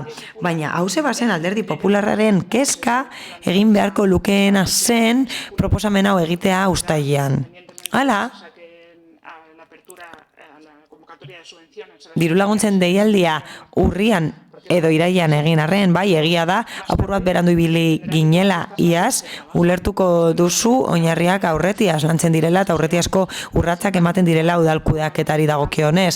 Horregatik, berandu, zabiltzate, aldatu ahal izateko kopuruak ez dago aukerarik hori egiteko orain.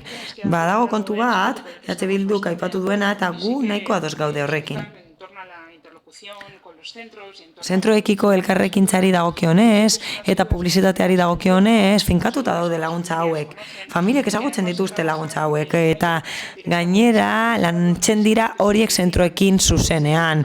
Hala, eskolarizazio ziurtagiria eskatzen zaie zentroei eta zentroek jakinarazten diete familiei igortzen dituztelako ziurtagiriak eta eskaintzen dizkietelako. Horregatik familiek ondo ezagutzen dituzte diru laguntzak. Beti egiten da esfortzua argitaratzeko, beti bezala. Arlotik esfortzua egiten da beti bezala, baina horrez gain ditugun bitarteko guztiak lantzen ditugu zaurgarritasun egoeran dauden familiei helarazteko, batez ere gizarte zerbitzuetatik. Zentzu horretan beti dago betzeko tartea, baina uste dugu diru laguntza ezaguna dela eta horrela lantzen dela.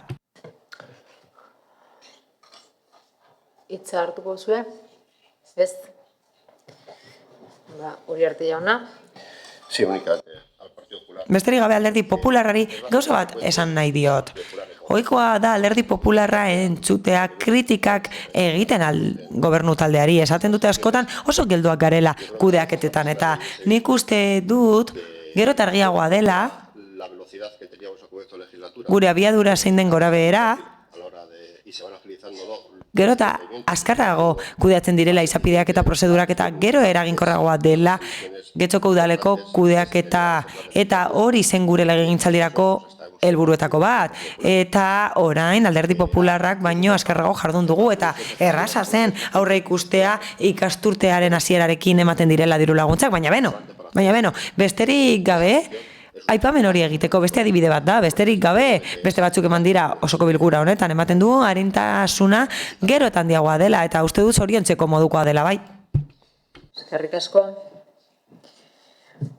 Mozioaren bozketara pasatuko gara, beraz, mozioaren aldeko bozkak, Partido Popularra eta Elkarrekin Podemosekoak ditugu, kontrakoak, PSE, Euskadiko Ezkerra eta EAJ-PNV-koak, eta abstentzioak EH Bildukoa dugu. Eta honekin batera, 157. puntura pasatuko ginateke, PP Alderdiko Udal Taldeak aurkeztutako mozioa, udal zerga eta tasen murrizketa. Eskerrik asko, alkate Anderea. Irakurriko dut. Abuztuaren hasieran udal gobernuak 2023ko ekitaldirako udal zergak eta tasak izoztuko zituela iragarri zuen. Udal gobernuak berak onartu zuen 2023ko ekitaldirako udal sarrerek bilakaera fiskal positiboa izango zutela, inflazioaren ondoriozkoa, 10%tik gorakoa, batez ere 2022ko ekitaldian foru aldundien diru bilketan ditzea aurre ikusten zelako. Prezioen igoera horrek familiei, enpresei eta saltokiei eragiten die, eta beren ekonomien gastuetan igoera handiak izan dituzte. Udal talde popularrak uste du udalak diskrezionalitate tarte nahikoa duela prezio fiskala errealitate ekonomiko eta sozialera egokitzeko. Aurrekoa eta udalaren finantza egoera kontuan hartuta eta diruzaintzako gerakinak urtez urte 30 milioi eurotik gorakoak izanik, udalkutxentzat onargarria da udal zergak eta tasak 10% murriztea. Del 10% en los impuestos y tasas municipales. Horregatik guztiagatik udal talde popularrak honako hau aurkezten du. Erabaki proposamena lehenengoa, Getxoko udalak 10%ko murrizketa egitea udal zerga eta tasetan 2023ko ekitaldirako bigarrena udal komunikabideetan mozio honen berri ematea. Municipales. Defentsara pasatuko zara? Sí, gracias. Bai, eskerrik asko. Egungo egoera. Euskal Autonomia Erkidegoan inflazioa 10,3koa da, eta 6koa da subjansentea den inflazioa. Eta horrek eragina dauka erregai prezioetan igo da elektrizitatearen prezioa. Euriborra igo da eta hipotekak areagotu dira. Interesen igoera egon da mailegu pertsonaletan eta kredituetan. Hala, alokairuak igo dira eta Getxo da udalerririk garestiena alokatzeko. Hala, aldagai horien ondorioz, errenta eskuragarria txikiagoa da familien kasuan. Hala, gure herritarrak ez dira salbuespen bat Getxon. Hala eta guztiz ere, administrazio publikoek gero eta diru gehiago biltzen dute. Hala, zerga agentzian bilketa 18% igotzen ari da iazko egoerarekin alderatuta. Bestalde, Euskal Ogasunen bilketa 10,2 igo da, eta Bizkaian igoera 10,1 da.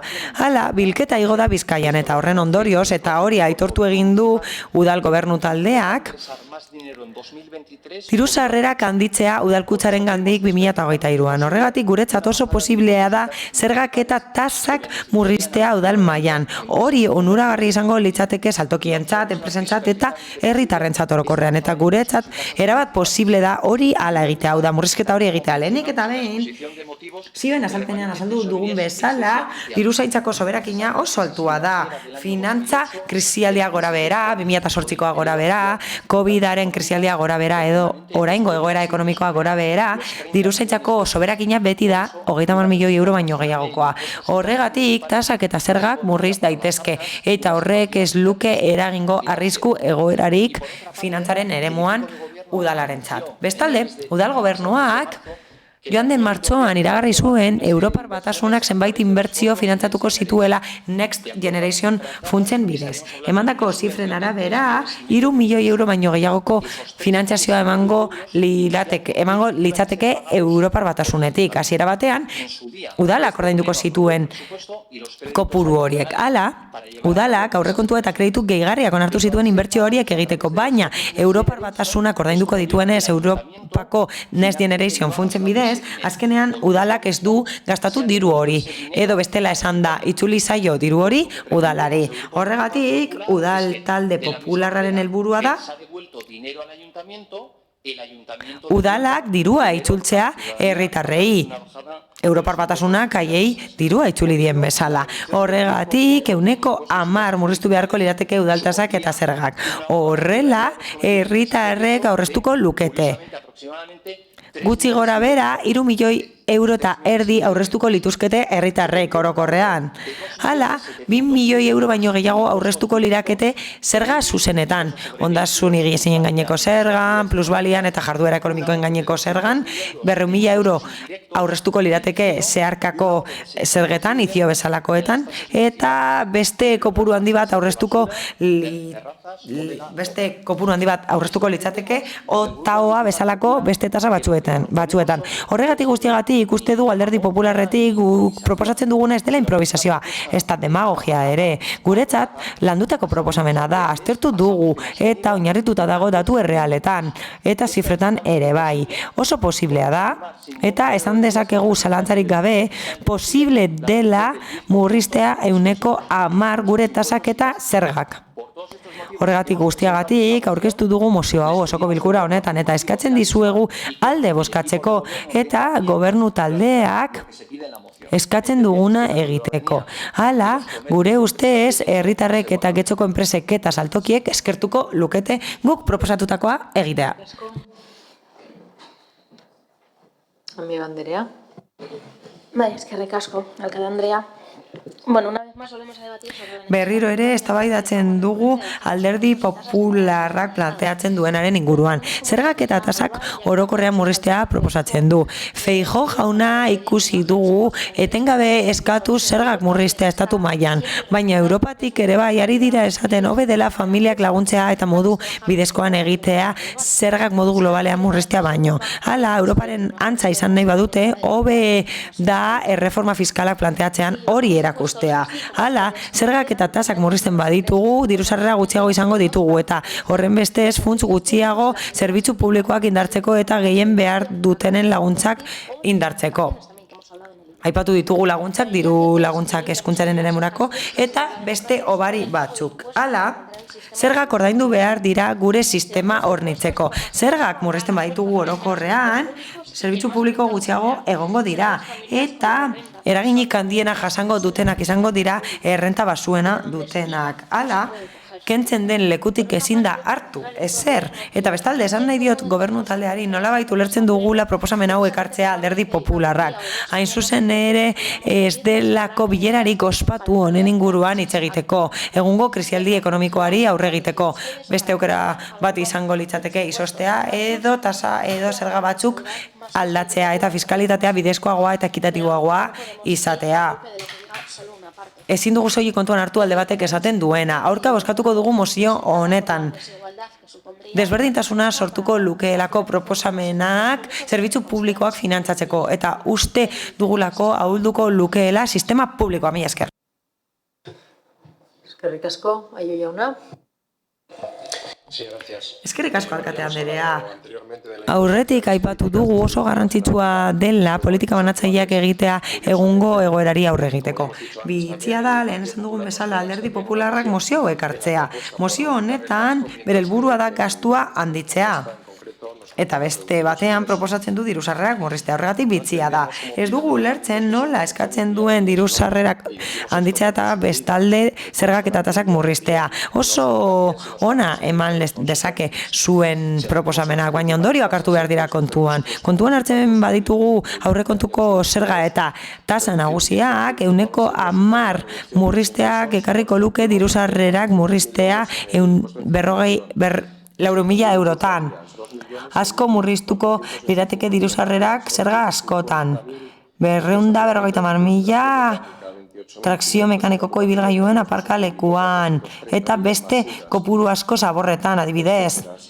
Murrizketa handiak egongo lirateke tasa eta zerga askotan, 4 milioi euro baino gehiago galduko lirateke. Eta getxo kirola kontuan hartuko bagenu, 5 milioi eurotan murriztuko litzateke aurrekontua. Eta murrizketa honekin oso zaila da aurrekontu ona planteatzea, beharrezkoa dena klase ertainei eta langilei laguntzeko, kontuan hartuta horiek direla inflazioak gehien pairatzen dutena. Batez ere, hori hala da kontuan hartuta udal gobernuak iragarri duela izoztuko dituela tasak eta zergak, eta urrunago joanez eta kontuan hartuta eztabaida hau ematen ari dela maila guztietan eta sozialisto kontuan hartuta hori ezagutzen dugula, esan beharra dago inflazio handiko une hauetan estatua kaudimenduna izan behar dela, aberastasuna behar bezala banatzeko eta desberdintasuna ez handitzeko, eta hori ez da lortzen orokorrean murriztu zergak. Horrelako neurriak hartu ditu gobernuak Erresuma Batuan, eta automatikoki jeitsi da libraren prezioa eta burtsa ere, iragarri dira interes tipoen igoerak, eta atzo gauean irakurri nuen banku batzuek murriztu dituztela hipoteka produktuak, eta hori ordainduko dute klase ertainek eta langile klaseak. Inflazio garaietan inflazioa handitu besterik ez da lortzen, eta hori izan zuen moneta funtsak Erresuma Batuko gobernu kontserbadoreari. Horrekin esan nahi dugu, eremu fiskalean erantzukizuna izan behar dugula, kontuan hartuta zaurgarritasun egoeran daudenak eta ez hauteskunde emaitza. Hala, tasak eta zergak izoztea ona da udal mailan, eta horrekin batera beste neurri batzuk hartu behar dira udalaz gaindiko erakundeetan. Horiek kudeatzen dituzten zergen eragin handiagoa da, eta egungo egoera hartu behar da kontuan hori egiten den bitartean. Eta tasak eta zergak ez dira murriztu behar orokorrean, baizik eta bisturia aplikatuz, eta beti ere pentsatuz estatua indartsu mantentzea eta desberdintasuna ezin dela areagotu. Eskerrik asko, Rodríguez jauna. Bai, bere aurkezpenean Alderdi Popularreko ordezkariak esan du mozioa oso landua dagoela, baina niri hainbat galdera sortu zaizkigu. Ehuneko berapen hori zeri aplikatzen zaio? Kuota osoari, kuota likidoari, ala OZeren kasuan edo ibidelakoaren kasuan zergaren tipuari. Karo, zergaren erantzuna oso garrantzitsua da, zergaren tipuari aplikatzen baldin badio ehuneko 10ko jaitsiera, udalak jartzen duen tipoa 0,25 da, eta ehuneko 10ko jaitsierarekin geratuko litzateke 0,22-26. Orduan, zeri aplikatzen zaio, eta galdera garrantzitsua iruditzen zaigu. Guk jakin badakigu, Alderdi Popularrak badakiela eta ezagutzen dituela zerga desberdinen egitura, eta adibidez ibia bezalako zerga batean zer nolako aldagaiak daude jokuan. Eta beraiek proposatzen duten aldaketa zer nolako eragina izango lukeen. Pero son preguntas que no espero que me respondan. Baina ez dut uste galdera hauek erantzungo dituztenik. Egia esan, gure ustez, populistak dira mozio hauek, eta hauteskunde demagogia egiten da. Hauteskundeak hurbil daude, eta Alderdi Popularrean pentsatu dute zergak murriztea proposatzea ondo dagoela. Zerga tipoa, kuota likidoa edo kuota osoa murriztuko den, hori ez da garrantzitsua. Garrantzitsua da titularra lortzea. Eta proposamen honetan bidegabekeria handia da. Aipatzen da beharrezkoa dela zerbitzu publikoak mantentzea, baina konparatiba bat egin behar da. Nortzuk izango dira onuradunak ehuneko 10 murrizten bada zaborren tasa? Onuradunenak izango dira bankuak. Ez dira izango familiak onuradunak, baina ez naiz gaiztoa izango, ikusiko dut zein den nire onura. Ehuneko 10 murrizten bada 80 zentimo, kafe bat dezaket 2 behin. Hori da aurrezpena. Eta batek pentsa dezake zer nolako funtsa dauka honek. Funtsa da populista erabat, eta betiko funtsa dauka. Hala, Alderdi Popularreko ordezkariak esan du neketsua dela aberatzen eta txiroen edo aberatzen onunaren eztabaida. Ulertzen dut berarentzat neketsua izatea. Beti ikusten delako zein den bere jarrera. zergak eta tasak aipatzen ditugunean. Hauze neoliberala da, populista da, eta esan den bezala, ez dauka Europako Banku Zentralaren babesa ere ez, denok dakigun bezala, erakundea oso komunista eta estalinista da, eta ez dauka bere babesa. Christine Lagardek orain dela 2 egun esan zuen neurri generalistak implementatzen ari direla, esartzen ari direla, eta orokorrean murrizketak egiten ari direla inflazioa murrizteko, eta bere ondorio aurkakoa izango dela, eta inflazioa kontrolatzeaz hitz egin du Alderdi Popularrak ere bai, eta egin beharko litzatekeena izango litzatekeela zaurgarritasun egoeran daudenen mesedarako neurriak hartzea. Hori esan du Christine Lagardek, ez du esan komunista batek, baizik eta Christine Lagardek. Geratu dela guk ez dugula proposamen hau babestuko, erabat demagogikoa iruditzen zegulako, erabat ez dago landua, eta batez be oso injustua da berriro ere, hau da. Alderdi Popularra proposatzen dituen neurri fiskal guztiek beti daukate irabazle berdinak, irabazle berak, eta dira gehien dutenek. Eskerrik asko. Uriarte jauna. Andrea, eskerrik asko. Bueno, nik ez dute makroekonomia gero egingo. Así que alde horretatik egon lasai. Joango naiz harira, joango naiz zehatzera, hemen udaletxean hartzen diren neurri buruzko gauzei buruz beraiteko. Batzorde informatiboan udal zergak eta tasak izosteko erabakiari buruzko azalpen ezatzen banean, alkatetxearen uztailaren 14. 3010/2022 dekretuan 2023 aurrekontu orokorra egiteko jarraibidei buruzkoan erabat jasotzen da. Esku hartzeko denborak direla eta ezarritako jarraibide politikoak baino ez ditut irakurriko eta aipatutako dekretura jotzen dut gainerako motibazioetarako. Eta esantakoa, erabaki edo jarraibide politikoak hurrengoak dira. Literalki, congelación de los impuestos y tasas municipales para el ejercicio 2023. 2023 ekitaldirako udaltasak eta zergak izostea. Badakigu herritarrek izugarrizko inflazioa pairatzen ari direla, 2023rako zerga bilakaera positiboa izango dela badakigu, horren onuradun izango direla, egia da, pronostiko bat dago. Eta horregaitik uste dugu zerga presioa murriztea ondo dagoela egoera honetan. Hau da, udalak egunero ordaindu beharreko kostuak gero handiagoak dira inflazioagatik, familiei gauza bera gertatzen zaie. Eta gauza da, kostu hauen igoerak enpresei, familiei eragiten diela baita ere, elektrizitatearen kostuaren igoerak udalari eragiten dion bezala familiei gauza bera. Baina gauza da udalak ez duela nahi kostu hori herritarren lepo utzi. Horregatik udal gobernuak bere garaian erabaki zuen tasak eta zergak izostea. Nola?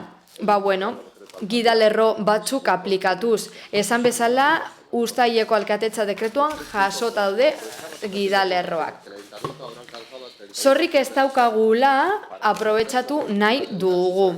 Eta zorraren egitura berplanteatuko genuke beharrezkoa izanez gero. Eta legegintzaldiko plana burutuko genuke 2023ko maiatze gainetik aurrera.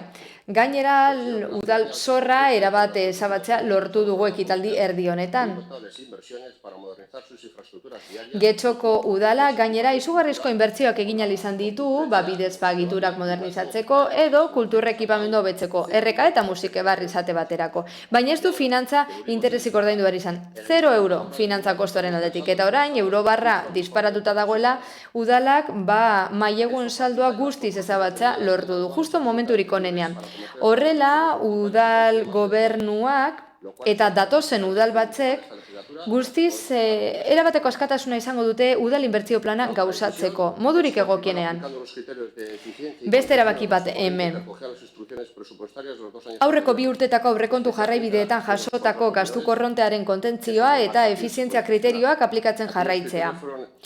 Irizpide horiek 2021-2022 baliatu ziren, pandemia garairako eta orain 2023rako aplikatuko dira. Udalari eta erakunde autonomoi emandako diru laguntzen eraginkortasuna hobetzeko reinbertitzea. Oraindik deialdiak argitaratuko ditugu funtsa Europarretarako eta getxon arrakasta nabarmena lortu dugu horrelako diru laguntzetan.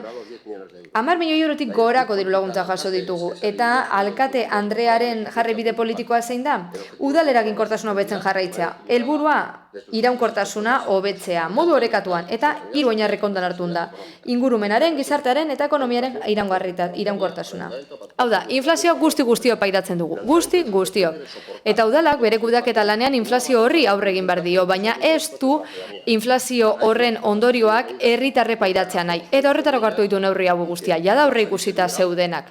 Aipatu ditut eta, bueno, aprobetxatu nahi du zorrik ez dagoela, momenturik egokiena da, mailegu guztiak baztertu dira, ez dago koste finantzariorik, eta beraz, aprobetxatu behar dugu hobekuntzaren inertzia hau gastuari eutxiz, eta batez ere, diru laguntzen kasuan, Europako funtsen diru laguntzak berrinbertitu beharko ditugu eraginkortasun hori hobetzen jarraitzeko. Zerbitzu berdina eskaintzeko, baina kostu txikiagoan, inflazioari ere aurre eginda. Beraz, ez ditugu zerba jaitsi behar. Izan ere horrek kalte egingo lioke zerbitzuari. Era beran ez ditugu igo behar. Neurri nahikoa hartu dugulako, kudeaketa lanerako, eta, bueno, koste hori herritarren lepo ezusteko, eta beraz zein daukera bakarra eta gokiena, izostea, dauden bezala mantentzea datorren ekitaldirako. Eskerrik asko. Eskerrik asko, Zorrilla Erika jauna. Gracias, señora alcaldesa. Eskerrik asko, alkate Andrea. Mi intervención, es que si no se me va a olvidar, respondiendo a EH Bildu. Bueno, EH Bilduri erantzungo dio lehenbizi. Vamos a hacer todo lo posible para que cada vez que presentemos una moción anteriormente... Aldugun guztiak egingo dugu mozio bat aurkeztu aurretik lehenengo Europako Banku Zentralari aurkezteko eta, bueno, haren hori iritzia lortzeko. Horixe ere aurpegiratu digutelako. Esto es un equilibrio entre los ingresos y los gastos. Nosotros consideramos que... Horek abiatu behar dugu gastuen eta diru sarreren artean. Badaude gastu batzuk murriztu aldirenak, murrizten ari direnak gainera, eta nik beti esan dut, Next Generation funtsen 3 milioi terdiko kopuru hori udalaren gastua zen, baina orain gastu hori ez du udalak ordainduko. Europar Batasunak baizik. 3 milioi euro gehiago ditugu, beraz? Esan digute? Ez, bueno, hiri autobusaren zerbitzua ezingo dugu jarri edo dena delakoa, da, bueno, mugikortasun iraunkorraren inguruan ari dira beti-beti, da gero esaten digute behar bada egongo dela hiri autobusa, bueno, gure beherakada ez ditzateke 110koa izango. Txikiagoa baizik gastuak badaudelako. Gero esan digute arduraz jardun behar dela. Hezkuntzarloko gastuak areagotu nahi ditugu, baina zerga jaitsi, baina hori populismoa da, hori esan digute. Bueno, ardura. Arduraz joka dezagun, getxoko udalak, kontu korrontetako batean, 34.165 euro ditu. Kopuru horretatik,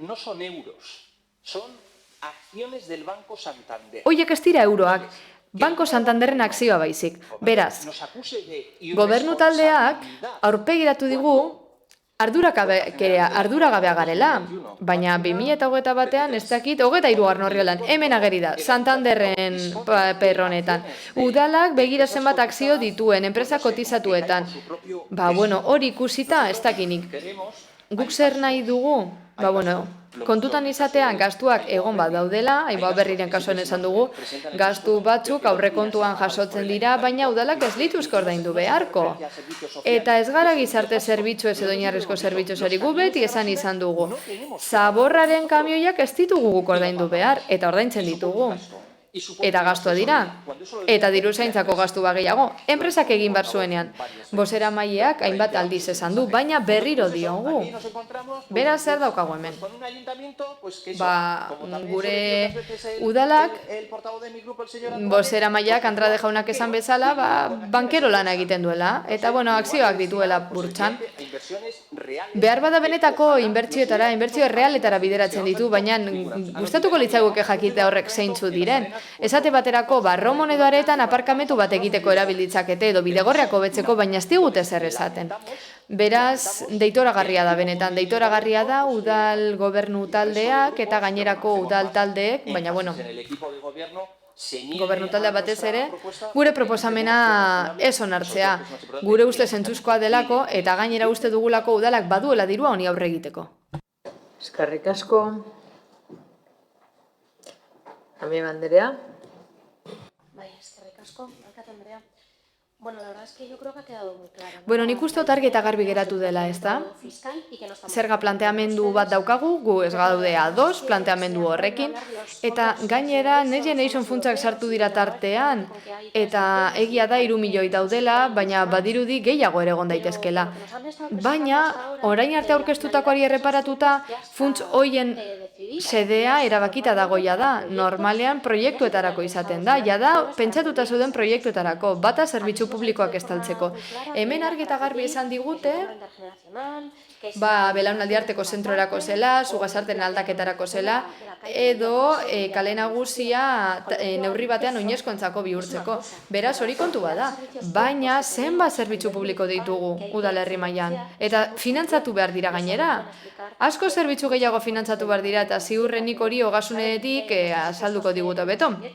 Ogasun saietik, baina badakizue zein aurrekontu daukagun etxon eta zenbat diru behar dugun arlo publikoa finantzatzeko. Eta Next Generation funtsek ez dut uste, publikoa den hori estaltzeko balioko dutenik. Beraz, uste dut funts horiek nolabait kanpo geratzen ari direla gure eskaeretarako. Zerbitzu publikoak estaltzeko erabiltzea nahi dugu, baina ez dira hortako erabiliko. Horregaitik kontra gaude. Eskerrik asko. Rodríguez jauna. Sí, yo no voy a pedir al Partido Popular que se dirija. Nik ez diot Alderdi Popularrari eskatuko Europako Banku Zentralaren gana jotzeko, nahiko da noiz behinka egunkari irakurtzarekin. Baina bai eskatzen dugu ondorengo hau, koherentzia. Arlo publikoak balio gutxiago izatea, diru gutxiago behar izatea ondo dago, baina ezin dezan, zergak mundu guztiari 110 jaitsi behar zaizkiola. Ez, behar bada 110 jaitziko diogu, gehien irabazten duenari, 30.000 irabazten duenari, 650.000, ez. Gainera Alderdi Popularrak esan du, Kidanitzeko familia edo familia ugaria baldin bada 150.000 irabazten duena horri jaitsi behar zaiola. Baina, dependen hori jaizten zaio, diru nahikoa ez da, familia bat aurrera ateratzeko. Zer eska dezakegu koherentzia pizka bat, eta ardura aipatu dute, ez da? Bai, ardura eska dezakegu, erantzukizuna, baina zergak eta tasak jaistea nahi badute, behar bada, hoien egitura desberdina dela kontutan hartuta, modu individualizotean plantea daiteke. Oraindik ez dakigu udal aurrekontuetako partida hau dena hau jaitziko den, edo koefiziente edo tasa jaitziko den, edo kuota likidoa, kuota integroa, ez dakigu zeri aplikatuko zaio murrizketa hori. 110koa da? Bai. Zenbat irabazten duzuzuk? 10.000 euro. Hala, 110 jaitziko ditu zerga. Zu zenbat irabazten zu? 10 milioi. Hala, zuri gauza bera. Ez da gauza bera. Ez da gauza bera. Ez da bat ere bidezkoa. Argi dagoen bezala, behar bada, gizarte... Alderdi Popularra nahi duen gizarte, ez da gu nahi duguna. Eta, edo ardura erakusten du, horrelako kontu garrantzitsuetan, edo ez dakinik, arduraz jardu mesedez eta koherentea izan zure jarreretan. Egia da, estatua kontu zibili behar dela. Zerga gutxi ordaindu behar direla, baina gero diru laguntzak eror daude. Uniformeetarako, nik ez dakit ikastetxeetan uniformeak eskatzen dira, ni dakidala ez. Beraz, goazen koherentea izatera diru laguntzekin. Ezin dugu dena eskatu. Diru laguntza ditugu eta zerga gutxiago nahi ditugu. Eta diru laguntzak nok ordainduko ditu. Gehien daukanari gehien murrizten dizkigu zergaketa. Eskerrik asko, Uriarte jauna. Kate Andrea, eskerrik asko. Vuelvo yo al portavoz. Nik Alderdi Popularraren bozeramaileari zer askatuko diot.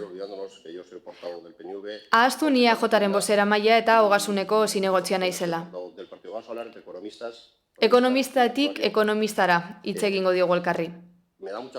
Benetan, pena ematen dit ikustea ekonomista bat argumentu gabe geratzen dela eztabaida batean, hori gertatu zaizu. Azken finean, zuk esan duzun gauza bakarra da, ez duela zentzurik.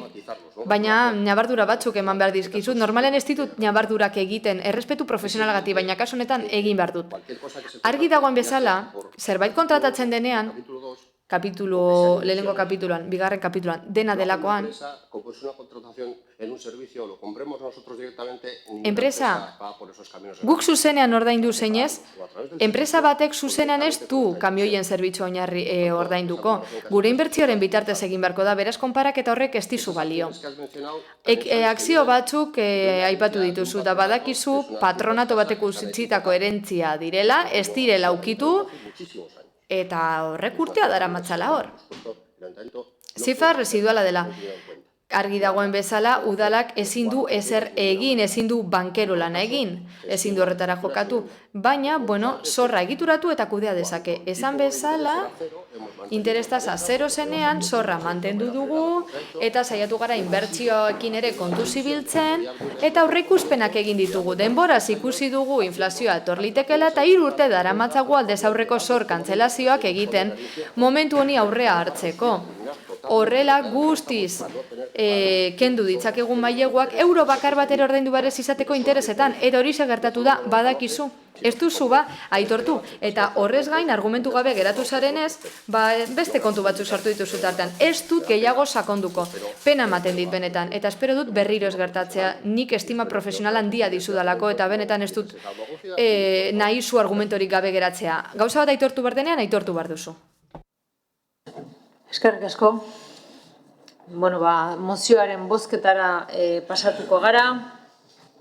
Mozioaren alde, Partido Popularra.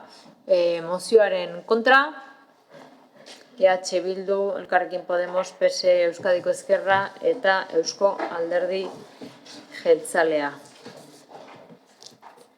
Eta honekin, ehun dago eta 18. puntura pasatuko ginateke, getxo EH Bildu Alderdiko Udaltaldeak aurkeztutako mozioa. Energia krisiari eta gasaren prezioaren igoerari aurre egiteko gizarte diru laguntza bereziak ezartzea. Bai. 4/2022 legea otsailaren 25koak altaberatasun sozial eta ekonomikoko egoeren aurrean kontsumitzaileak eta erabiltzaileak babestekoak egoera zaurgarrian egon daitezken pertsonen definizioa kopurua eta egoera zabaldu egin zituen. Aurretik dugun udazkena eta negu gogorrak izango direla inork ez du ukatzen. Inflazioak eta prezioen igoera nabarmenak zerikusia izango dute zalantzarik gabe. Horri gehitu diezaiokegu langileen soldatak ez direla inflazioaren igoerarekin pareakatzen, baina zalantzarik gabe krisi honi izaera berezia ematen dion osagaia energia da. Energia elektrikoa eta bereziki gazak sortzen du energia. Salbuespen iberikoa deitutakoa energia elektrikoaren prezioaren igoera maila txiki batean mugatu du, baina igoerak segitzen du. Abuztua bera izan da energia elektrikoak arestien egon den hilabetea. Bataz beste, 307,75 euro megabata orduko izan da. Iazko abuztua baina 156 garestiagoa. Abuztuaren 31an prezio hori 476 euro gainditu zituen. Historian zehar, elektrizitate garestian izan dugun 20 egunen artean, 10 aurtengo abuztuan izan dira. Egia da, salbuespen iberikoari esker estatuan igoera ez da Europako beste, herri batzuetan eman den igoeraren tamainakoa. Eta behin eta berriro entzun dugunez, igoera horren arduradun nagusia gazaren prezioaren igoera da. Eta salbuespen iberikoak gazaren prezioa murrizten du energia elektrikoaren prezioa ezartzeko unean. Ez ordea gaza bera, zuzenean kontsumitzeko unean. Gure etxeetan, kasu askotan gazak berozen gaitu. Hori ezin ahaztu. Eta egoera konponketatik urrun dago. Kalteberatasun egon daitezken pertsonak ere badaude gurean. Batzuk egoera zaurgarrian egon daitezke egoera konkretu baten aurrean. Adibidez, galdara komunitarioa dauzkaten getxostarrek zeinek ezin dituzte gazaren prezio arautuaren tarifari heldu. Udal gobernuak behin eta berriro txirotasun energetikoaren kontrako diru laguntza lerro bereziak ezartzeko kontra azaldu da. Hauek ikusarazteko beste diru laguntza batzuen barruan zeudelako ulertzen zutelako ere ez dute gustokoa izan. Baina egoerak kezkagarri berriek, neurri berriek eskatzen dituzte. Hausnartu egin behar da, harin eta udalak beste erakunde batzuen diru laguntzekin osagarriak izan daitezkeen diru laguntza osagarriak ezartzea da gure helburua. Beraz, osoko bilkura honi honako akordio proposamena luzatzen diogu. Osoko bilkurak udal gobernuari agintzen dio txirotasun energetikoari aldi baterako bada ere, aurre egiteko diru laguntza lerro berezia eta denbora mugatua ezarriko duela. Diru laguntza hauetarako udal gobernu batzordeak €1.000.000 bideratuko ditu. Erdia diru zaintza soberakinaren kontra eta beste erdia 2023ko, hemen jartzen du lauko, aurrekontuaren bila. Diru laguntza hauen araudiaren kontuan hartuko dira balizko onuraduren egoera ekonomikoa datozen hilabeteetarako. Beraz, errenta aitorpenaz aparte, beste irizpide batzuk kontuan hartuko dira, zaurgarritasun egoera, kontsumo harremanetan batzuetara, kolektibo batzuetara eta denbora baten mugatu daitezkela kontuan izanik. Galda komunitarioak dituzten getxoztarren egoera kontuan hartuko da diru laguntza hauen araudian idazketan, eta baita butanoa zein propano ontzietan erosten dituzten getxoztarrena. Udal gobernuak diru laguntza hauek ezagutaratzeko kanpaina berezia egingo du, eta aldi berean txirotasun energetikoari aurre egiteko beste erakundeak ezarritako neurrien berri emango du, eta herritarre laguntzeko bulegoa ezarriko du. Diru laguntza hauen epenmuga 2023ko maiatzaren 30 izango da, baina une horretan hauen berraztertuko da. Bueno, esan bezala gure ustez diru laguntza hauen tankerako proposamenak behin eta berriro izan ditugu, eta behin eta berriro jaso dugu zuen ezetza erantzun moduan. Azkenengo oraindik pasadan astean egin genduen batzorde informatiboan. Pentsatzen dugu, eta, ez dugu pentsatzen, guk uste denok ikusten dugula egoera berezia dela. Europako egoera ekonomikoa erabat aldatu egin da. Hemen ja aipatu da, inflazioa gora doala, eta inork ez dak inflazio hori nola gelditu. Eta prezio igotze horretan, zerikusi handia du energiaren igoera eta bereziki gazaren prezioaren igoera. Osoko bilkura honetan ez ditugu Europar Batasunak hartu dituen erabakien zentzugabekeria edo egokitasuna eztabaidatuko, ez da ere energia merkatuaren izaera edo Espainiako gobernuak hartu dituen erabaki batzuk ezin ulertu daitezkenak estatu batuetara begiratu gabe. Pleno honetan gure herritarren beharrez hitz egingo dugu. Tamalgarria da, kapitalismoak bizitzarako beharrezkoak diren oinarrizko zerbitzuak merkatu merkantzia bihurtu izana. Tamalgarria ikustean nola gutxi batzuk aberazten dira ezer egin gabe gehiengoen kalterako, eta are tamalgarriagoa ikusten denean gutxi horien aberaztasunaren jatorria diru publikoa dela ikusita. Baina hori ere ezin dugu aldatu. Aldatu dezakeguna da gure herritarren egoera.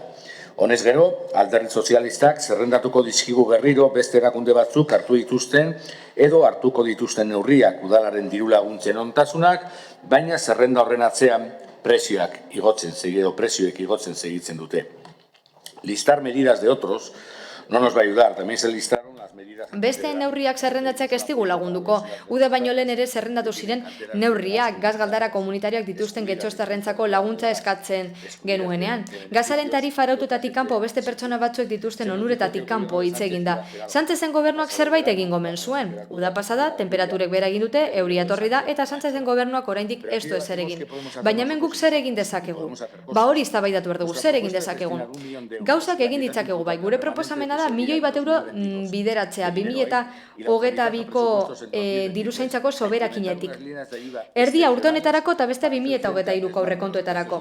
Gainera aparteko diru laguntza lerro bat sortzea nahi dugu energia prezioei aurre egiteko. Salbuespeneko goera baten aurrean gaude eta horretarako laguntza lerroa behar dugu. Elektrizitatearen prezioak gorantz dihardute. Eta Sánchezen gobernuak ez du oraindik ezer egin. Gazaren eta petrolaren prezioak atzeraz doazenez, beraz doazenez, neurrigabeko igoera ditugu prezioetan. Jakina, familia getxoztarren egoera ekonomikoa erabakarria izango da laguntza horiek jaso ahal izateko, baina gungo egoera ekonomikoa erabakiarra izango da bai, inflazioagatik erosketa saskiaren prezio gora egin duetako, hipotekin prezioak ere bai, gazaren eta elektrizitateen prezioan ere bai. Gure proposamena simplea da eta egin daiteke, baina borondate politikoa behar da hobeto esan da, gainerako aitzakia dira. Eskerrik asko. Bai, hori dela Esprei Andrea. Eskerrik asko. La escalada del precio de la energía parece no tener... Energiaren prezioa gorantz doa gelditu gabe eta horrek ondorio ekonomikoak ditu. Horrek gainera kalte egiten du getxoztarrek berreskurapen ekonomikorako dituzten aurreikuspeni pandemia gogorra astindu ostean gertatu delako guztia. Guk badakigu egoera zailan gaudela, baina azken hileotan ikusi dugu familien ekonomia guztiz arriskuan dagoela, baita ETEena, autonomoena eta enpresena ere bai. Gainera, gero eta gehiago dira pobrezia energetikoan dauden familiak Euskadin eta gure udalerrian ere baditugu egoera horretan dauden pertsonak. Badakigu energia eredua aldatzeko eta gazaren eta petrolarekiko mendekotasuna murrizteko tokiko esparrutik haratago joan behar garela, gu bakarrik ezingo dugu, baina uste dugu udaletik ekimen batzuk martxan jarditzagula prezio igoera horren ondorioak murrizteko. Gure guztion ekonomiari eragiten dio, baina udal kutxei ere bai. Esan beharra dugu instituzio honek badakiela krisi hau hortxe dagoela. Eta horregatik kreditu gehigarriak honesten ditu behin eta berriro gazaren edo argiaren prezio gorei aurre egiteko. Gogoratu nahi dut gainera apirilean elkarrekin getxotik osoko bilkurara mozio bat ekarri genuela. Bere garaian egoera larria bizitzen ari ginen eta txoke plan gehigarri bat eskatzen genuen. Epe labur, ertain eta luzera energia neurriak hartzeko. Tartean, aholkularitza teknikoa emateko autokontsumo elektrikorako kooperatiben sorrerarako. Gainera, eraikin publikoetan energia gehiago aurrezteko neurriak eskatzen genituen, gainkostui aurre egiteko neurriak baita ere eta mugikortasun jasangarrirakoak ere bai. EH Bildu baino ez zuen gure mozioa babestu. EAJak, PSOEk eta PP kontrako bota eman zuten. Gobernu taldeak kontrako bota eman zuten. EH Bilduk esan bezala eta hitzez esan du gainera. Udal taldea behin eta berriro egin dio uko pobrezia energetikoa desagerrarazteko neurriak onartzeari. Eta ez die pobrezia mota hoieri ere ikusgarritasunik eman. EH Bilduri eskerrak eman nahi dizkiogu ekimenagatik berriro erosoko bilkuran honen inguruan aritzeko aukera izango dugulako eta apirilean bezala zera izango dugu. Egoera honi aurre egiteko erabaki ausartak hartu beharko ditu gobernu taldeak. Jendeari irakusteko ez daudela bakarrik eta instituzioek egori aurre egin dezaieketela. Erantzun eraginkorra emanez eta batez ere txarren pasatzen ari diren pertsonei babesteko. EH Bilduk eskatzen du ezoiko dirulaguntza hildo bat sortzeko pobrezia energetikore aurre egiteko. Ondo iruditzen zaigu. Eta berandu datorla uste dugu, baina hau bezalako neurriak oraindik beharrezkoa dira, egoki dira. Gainera, gaur egun bizi dugun egoeragatik dirulaguntzak ematea logikoa da. Ditugunak indartu beharko ditugu aurrekontu gehiago emanez edo larrialdietarako diru laguntza berriak sortu behar ditugu. Apirilean ikusi genuen Eusko Jaurlaritza diru laguntzak larrialdietako zirenak areagotu zituela, baina orain espero dugu udal gobernu taldea zerrendatutako neurrin hartzean ez geratzea eta ezoiko egoera honen aurrean ezoiko neurriak hartzea. Udalak badu aurrekontu nahikoa, badu maniobra margen nahikoa, tokiko esparrutik ere egoerari aurre egiten laguntzeko, krisi energetikori aurre egiten laguntzeko, hainbeste eta hainbeste pertsona kaltetzen ari delako. Azkenik ez dezagun ahaztu neurri hauen helburu nagusia. Kontsumo eta dependentzia murriztea. Beraz gaur presaz ari gara, baina ez dezagun ahaztu garrantzitsua den hori ere bai. Epe luzera egin beharrekoa. Neurria planteatu behar ditugu. Administrazioen, enpresen eta barren eskaera energetikoa murrizteko. Familiak ere kontutan hartun da. EH Bilduk mozioan esan bezala, udazkena eta negua zailak izango dira. Eta guztion ardura behar dugu. Alik eta posible den guztia egiten nahi dugu. Eta guk, aldeko bota emango digu mozioari. Eskerrik asko. Díaz Andrea. Esker alkate Andrea. Bueno, todos sabemos que... Denok dakigu garai hauek oso zailak direla eta denok gaude kezkatuta energiaren prezioaren igoerarekin eta horrek izango dituen eraginekin, bai langileen artean, bai klase ertainen artean eta hildo horretatik, gobernu zentralak ekainean errege lege dekretu bat onartu zuen eta horren bitartez neurri batzuk luzatzen dira. Horrela, erantzuteko Ukrainako gerraren ondorio ekonomikoei erantzuteko. Hala, 10%-tik murriztu da argiaren prezioa eta beste neurri batzuk abian egongo dira, bonus soziala handitu da eta beste zerga batzuk murriztu dira elektrizitatearen eremuan. Udal eremutik tresna bat daukagu eragiteko txirotasun energetikoan eta horiek dira gizarte larrialdietarako diru laguntzak eta aldizkakoak ez diren laguntzak. Udal mailakoak baino ez direnak. Lehenbizikoak tresna bat dira eta 2008ko lege baten ondoriozkoak dira. Diru sarrerak bermatzeko legearenak. Bere diseinua maila anitzekoa da, eta Eusko Jaurlaritzak urtero sartzen ditu oinarriak eta kopuruak, eta gero, horren ostean, udalok garatzen ditugu eta egokitzen ditugu gure premietara eta gizarteratze politiketara. 2022an Eusko Jaurlaritzak handitu ditu kopuruak larrialdietarako laguntza horietarako energia gastuetarako, gas hornidurarako edo bestelako erregai batzuen kontsumorako, eta 900 eurotik 1.500 eurora handitu da bizikidetza unitate bakoitzeko, eta getzon gure aldetik konpromisoa daukago, eta gure konpromisoa da eskatutako larrialdietarako laguntza guztiak ematea, aurrekontuarekin lotu gabe. Hala, gure erakundetik alde hori jartzen dugu eta horrek esan nahi du eskaera guztiak onartzen ditugula energiaren eremuan baldin eta errenta betekizunak betetzen badira. Bai, badaudelako lotuta errentarekin eta ondarearekin. Horregatik, jasotzen dituzten familiek 1.000 euro kobratzen dituzte, alargune kobratzen dituzte, eta kontributiboak ez diren pentsioak kobratzen dituzten pertsonek kobratzen dituzte, diru sarrerak bermatzeko errentak kobratzen dituztenek kobratzen dituzte, eta bar luze bat. Gainera, badaukagu beste babes maila bat. Aldizkakoak ez diren diru laguntzak ditugu, dakizuen bezala, udal gehienek ez dituzte horiek eta hori berrikus dezakezue, are gutxiago guk ditugun kopuruetan eta esklusiboak dira udal mailan. Kasu honetan, osa ditzakegu beste 555 eurorekin bizikidetza unitate bakoitzeko energia gastuen kopurua getzoko familientzat eta horri beste estatu mailako neurri batzuk gehitu behar zaizkio horiek dituztelako eskumenak. Adibidez,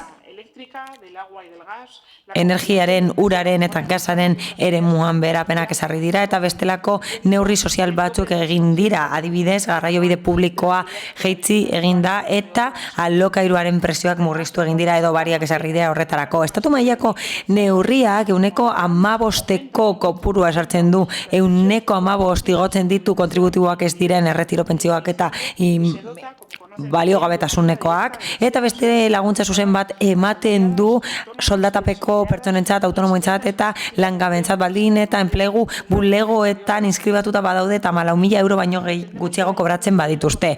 Gure ustez udala kontzentratu behar da behar bezala dimentsionatzen diru laguntza horiek. Tresna direlako energia txirotasunaren aurka egiteko babes hartuta gizarte zerbitzuak eta Euskal Autonomia Erkidegoko gizarteratze legea kontuan hartuz. Ez gaude aurka energia txirotasunaren aurkako neurriak hartzearekin. Are gehiago maila anitzeko sistema bat daukagu Eusko Jaurlaritzan, Euskal Autonomia Erkidegoan eta kasu horretan udalok eta honek ere bai, eskaera guztiak asetzen ditu zentzu horretan eta badago sistema solido bat jada Autonomia Erkidegoko eskumenaren barruan eta Euskal Autonomia Erkidegoak erantzun du eta bikoiztu egin ditu epigrafeak energiarentzat eta jotzen du udal gizarte zerbitzuetara kudeaketa hori egiteko. Egoera oso zaila da eta bai, badakigu egoera ez dela ona familientzat, baina hori gora behera mozioaren aurka bozkatuko dugu, mila esker. Eskerrik asko. Erortza jauna. Eskerrik asko, alkate anderea.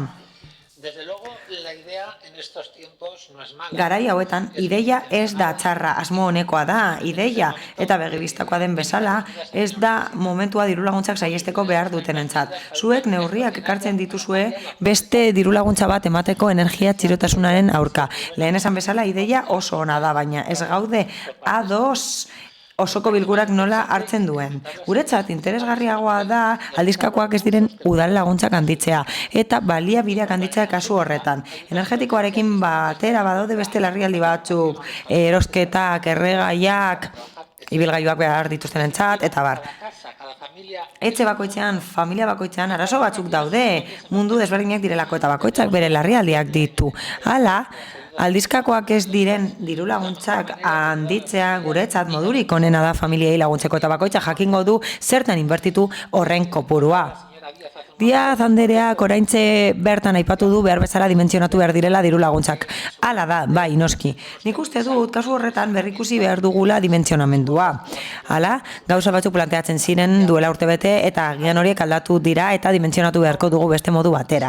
Hala eta guztiz ere, EH Bilduko kidei hauze esan nahi diet, harritutan nago, zuek eta EAJak ez dituzue hainbeste defendatzen dirulaguntzak, proposatzen direnean eguneroko arazoei aurre egiteko. Adibidez hori egiten da Espainiako Parlamentuan, eta zuek eusten duzue improvisatzen duen gobernu bat, eta ez duzue hainbeste defendatzen, eta errekadu bat utziko dizuet. Zer iruditzen zaizue PPek proposatzen duen berakada oinarrizko produktuentzat? 4% beheratzea proposatu dugu. Rodríguez jaunak esan duen bezala, gas naturaleko tarifa beratzea proposatu zen. Komunitate galdarak txertatzeko azken baliabideko araututako merkatuan. Eta orduan, Gonzalo Zorrilla zinegotziak esan zuen errege lege dekretu bat zegoela indarrean horretarako, eta zuek onartu zenutela aldeko boskarekin eta oportunista den EAJaren abstentzioarekin. Eta zuek ez zenuten nahi izan errege lege dekretu bezala besterik ez onartzea, eta horrela zigortu zenituzten galdara komunitarioak dituzten komunitateak.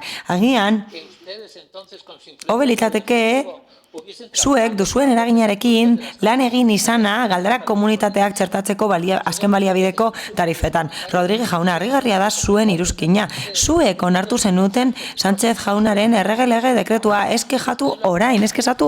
Zuek onartu zenutelako eta zuek babestu zenutelako eta babesten duzuelako beti bere erabaki honekin eta bere erabaki txar ugarirekin.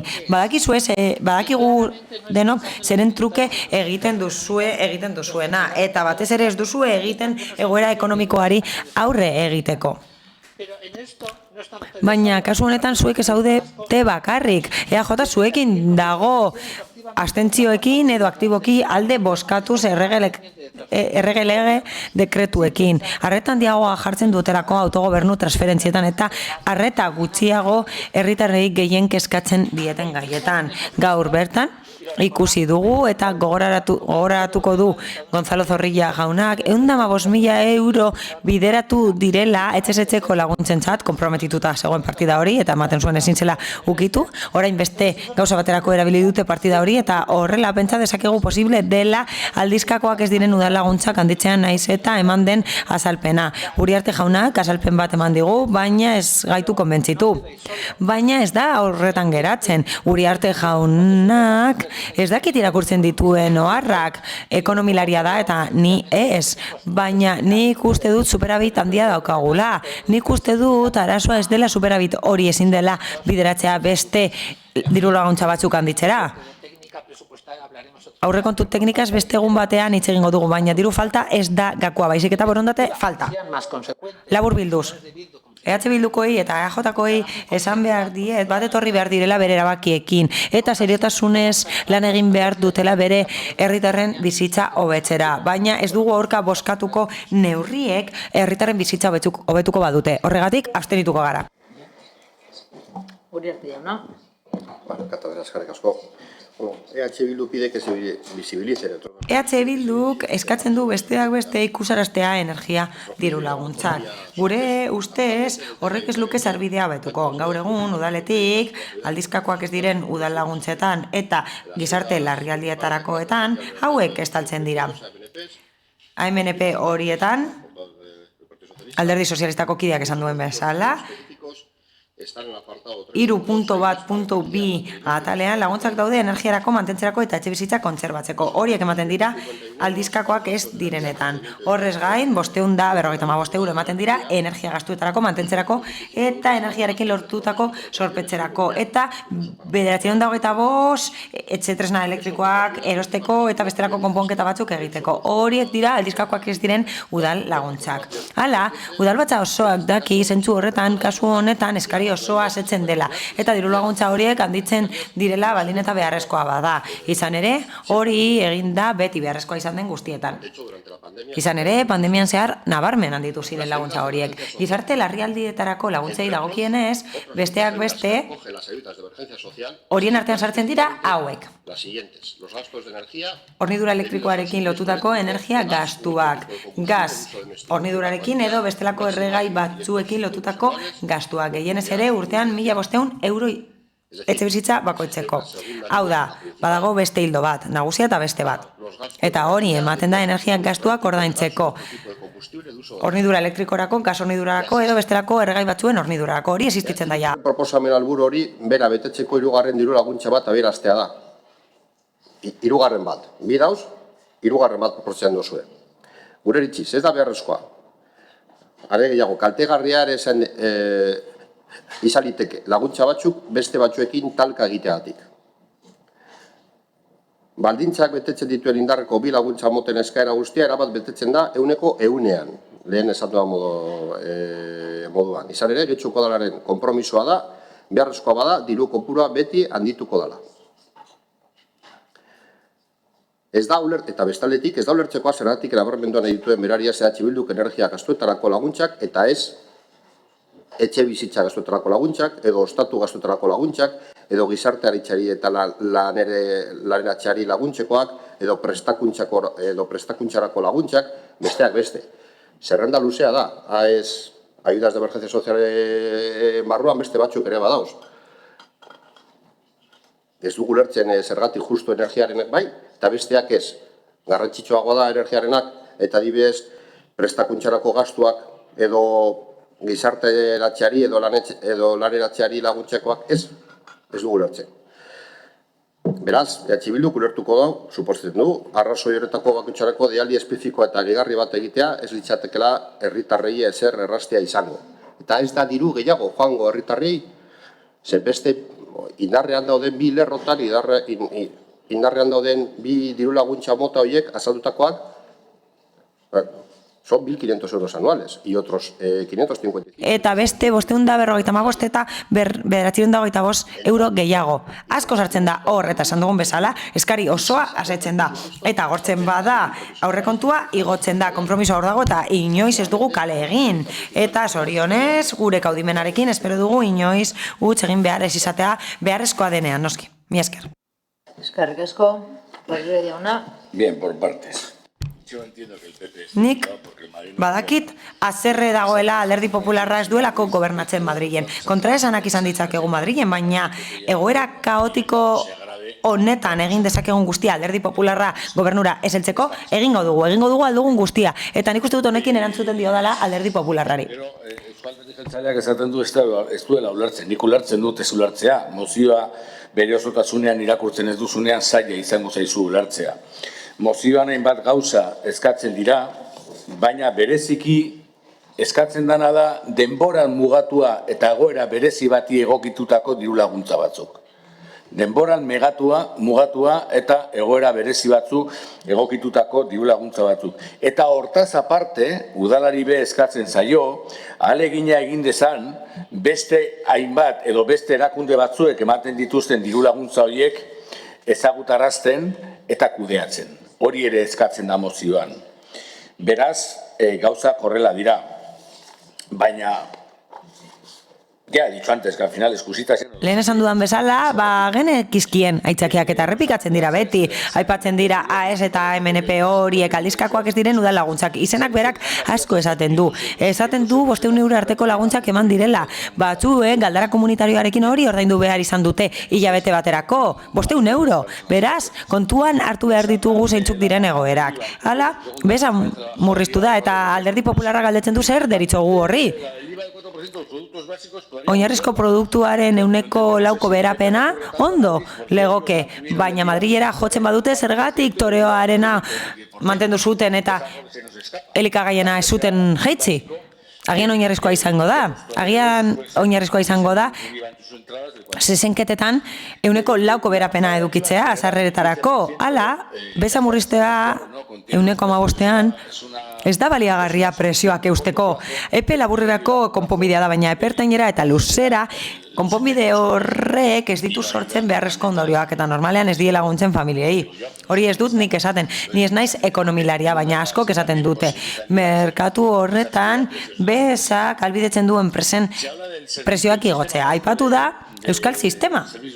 Gizarte zerbitzuen euskal sistema, baina gizarte zerbitzuen euskal sistema ez dago pentsatuta gerra egoera baterako, ez dago pentsatuta pandemia egoera baterako, ez dago pentsatuta egoera baterako zeinan gazak ez du behar bezala funtzionatzen eta bar. Beraz, esan dugun bezala, egoera salbuespenezkoa da, ezoikoa da, eta diru laguntzak ere ezoikoak izan beharko lirateke, eta denbora mugatuta egon beharko lirateke, erraza da ulertzea. Agian ez duzu ulertu nahi, hori beste kontu bat da, eta Inazio Uriarte kezkatuta badago beste laguntza batzuekin, eta ez badu ulertzen zergatik ez ditugun eskatzen, eskatuko ditugu, ez dugu bete nahi plenoa mozioekin, baina edonola ere laguntza asko ditugu eskatzeke noski, mila esker. Bai, Uribe de la Espriella Andrea. Bueno, por decir varias cosas. Zenbait gauza esan nahiko nituzke.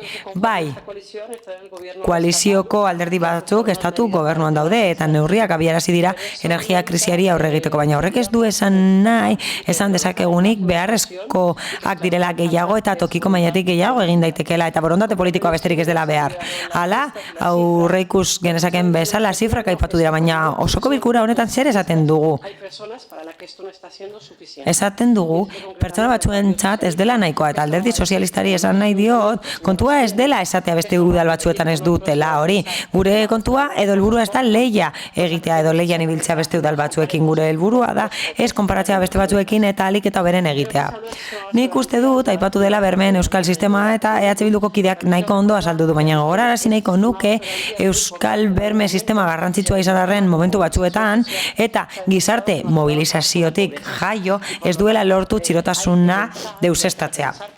Eta horregatik pentsatu behar da beste erakunde batzuetan egiten den bezala, nola eguneratu behar den eta nola lor dezakegun beste pertsona batzuengana heltzea. Hala, berme sistema ispilua izan da atzetik zijoazenentzat. Eta kasu horretan apretatu behar dugu eta erakutsi behar dugu hobe egin dezakegula eta beharrezkoa izan daitekela pertsona guztiei erantzuteko. Aipatu dira AES eta aldizkakoak ez diren udal laguntzak eta guk ez ditugu zalantzan jartzen, baina agian aztertu behar da pertsona batzuentzat betekizunengatik edo beste arrazoi batzuengatik kanpo geratzen direla eta ez dutela sarbiderik. Horrez gain, tristea da ikustea behin eta berriro ukatzen direla oposizioaren proposamenak EAJaren eta PSren aldetik PPren babesarekin, baina ez da harrigarria PPrekin bere norabidea beti delako berbera energiaren eremuan. Bestalde eta azkenik esan beharra dago energia gastua oso garrantzitsua dela. Besteak bezain garrantzitsua, baina egungo egoera honetan, ziurgabetasuna hain handia den honetan, uste dugu neurriak hartu behar direla. Ezoikotasunez eta EH Bilduk proposatzen duen neurria norabide horretan da gure ustez. Mila esker. Andrea. Yo indicar dos cuestiones importantes. El Partido Popular ha puesto en valor las ayudas y ha hablado de la importancia del dimensionamiento, aduciendo a mis palabras, de la importancia del dimensionamiento. Yo quiero poner en valor que el dimensionamiento en base a la coyuntura ha cambiado. No son solo los 555 euros de los que hablaba EH Bildu en las AES, sino que hemos pasado de 900 euros en las AMNPs, hemos pasado en las AES de 900 euros a 1.500 máximo anual para gastos energéticos en esta cobertura. Hay una palabra que ha dicho el portavoz del EAJ-PNV que es muy importante tener en cuenta y es la cuestión de lo perjudicial. Y esta es una cuestión que no ha salido antes y quiero poner encima de la mesa la importancia de trabajar de forma multinivel y dentro del marco del Sistema Vasco de Servicios Sociales. Hay ayudas que son subsidiarias y hay ayudas que son complementarias. Si no tenemos esto en cuenta, en base a lo que las... Hala, hori kontuan hartzen ez badugu, legeriak esandakoaren arabera, egokiak ez diren kobrantzak sor genitzake diru sarrerak bermatzeko errenta jasotzen dutenen kasuan. Beraz, onura sortu beharrean kalteaz eragingo genieke. Beraz, ulertu behar dugu zein den honen dimentsioa. Kontua ez da soilik ikusaraztea laguntzak izendatzen direlako edo aipatzen direlako epigrafe bakoitzean, arroparako, oinarrizko premietarako, elikagaietarako, energiarako, baizik eta kontuan hartu behar dugu laguntza globalak ditugula ondo landuta daudenak mailan itzeko sistema batean eta mugitzen direla. Hala, egoera kontuan hartuta eragina izan dezakegu kopuruetan eta lan hori eginda jada. Mila esker. Eskerrik asko, Díaz Andrea, beste norbaitek? Ez. Beraz bozketara pasatuko gara, mozioaren aldeko bozkak, EH Bildu eta Elkarrekin Podemos. kontrakoak, PS Euskadiko Ezkerra eta Eusko Alderdi Jeltzalea. Eta abstentzioak Partido Popularra. Eta honekin, etenalditxo bat egingo dugu, 15 minutuko etenalditxo bat, gaur gitxi gaude osoko bilkuran, baina hala eta guztiz ere irekiko ditugu leihoak. Eskerrik asko. 15 minutu, bai. Eta 5:00 hasiko gara.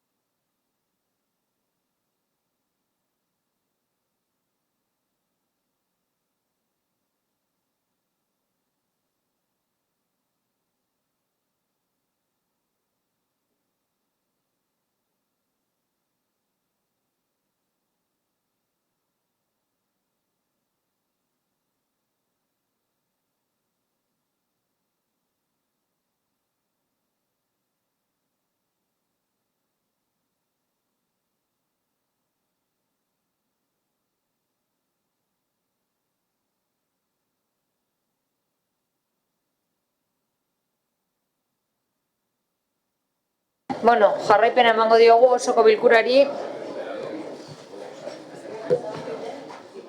139. puntua, Getxo EH Bildu Alderdik Udal taldeak aurkeztutako mozioa. Getxoko kaleetan, herriko eragile eta elkartek kartelak ipintzeko panelak egokitzea. Bildosola jauna. Bai, ez da berria gaur dakargun proposamena. Izan ere, duela urte batzuk asmo berarekin etorri ginen udalbatzara. Eta horrela zioan. Herriko elkarte eta eragileek euren deialdiak iragartzeko erabiltzen dituzten kartela jartzeko panelak egokitzea Getxoko kaleetan zehar. Herriko eragile eta elkarte sekulakoak egin behar dituzte informazioa herritarrengana helarazteko. Ez baitaukate udal gobernuak eduki ditzazkeen tresnak herritar guztiengana heltzeko. Beraz, geratzen zaien balebide bakarrenetakoa herritik kartela jartzea izaten da. Baina zein da arazoa? Udalerri honetan kartelak egun batetik bestera kendu egiten dituztela. Garbiketa enpresa goizean goiz hasten da lanean eta eguerdira arte kartelak kendu egiten dituzte. Hortaz, hormetako informazioak arratzalde eskasa irauten du. Elkarteek kezka hau egunerokoan izaten dute eta berriz ere etorri dira gugana, konponbide bila. Hauek irabazi asmorik gabeko eragileak dira, modu voluntarioan antolatu egiten direnak, soldatarik ez dauzkatenak, dantza taldeak, herri mugundeko eragileak, auzo elkarteak, kaleetan dirutza zautu behar izaten dute, karteletan dirutza zautu behar izaten dute, eta baita pertsonen denbora ere, zabaltzen duten informazioak ez duelako egun bat baino gehiago irauten. Egoera zaila ulertuta, herriko eragileen informazioa jartzeko panelen sorrera proposatu genuenean ideia onartu egin zen eta herrian zehar zeinbait espazio prestatu ziren honetarako. Hala ere, panel hori mantenua ez dela nahikoa iruditzen zaigu. Bertan edonolako informazioa agertu ohi delako eta ez datzukun egoten. Bertan dagoena irakurtzea zailduz. Gainera, panel gehiago egon beharko litzatekeela uste dugu, herriko txoko ezberdinetan. Gaur beraz, proposatu nahi duguna zera da. Panel hauek erabiltzeko araudi eta mantenu zehatz bat adostea eta panelak herriko toki gehiagoetan jartzea. Gure ustez, panel hauek herriko elkarte eta eragileen informazioa jartzeko tokia izan behar dira, irabazi asmorik gabeko elkarteentzat hotz.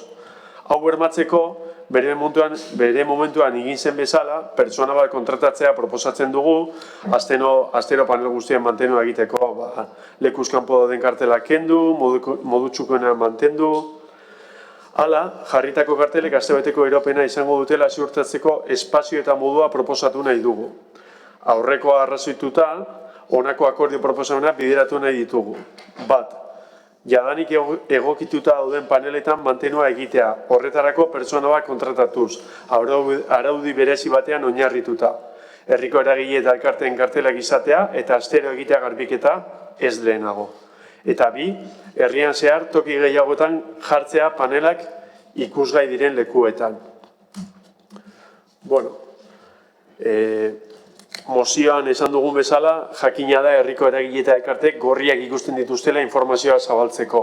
Bada guk udal instituzio honetatik arazo hori erraztasuna jartzeko ahalmena dugu, claro, nahi izan ez gero. Aurkeztu dugun bezala eta aurkeztu genuen bezala, oraingo ereduarekin jarritzeko proposamena egiten dugu, hau etzeko asmoz.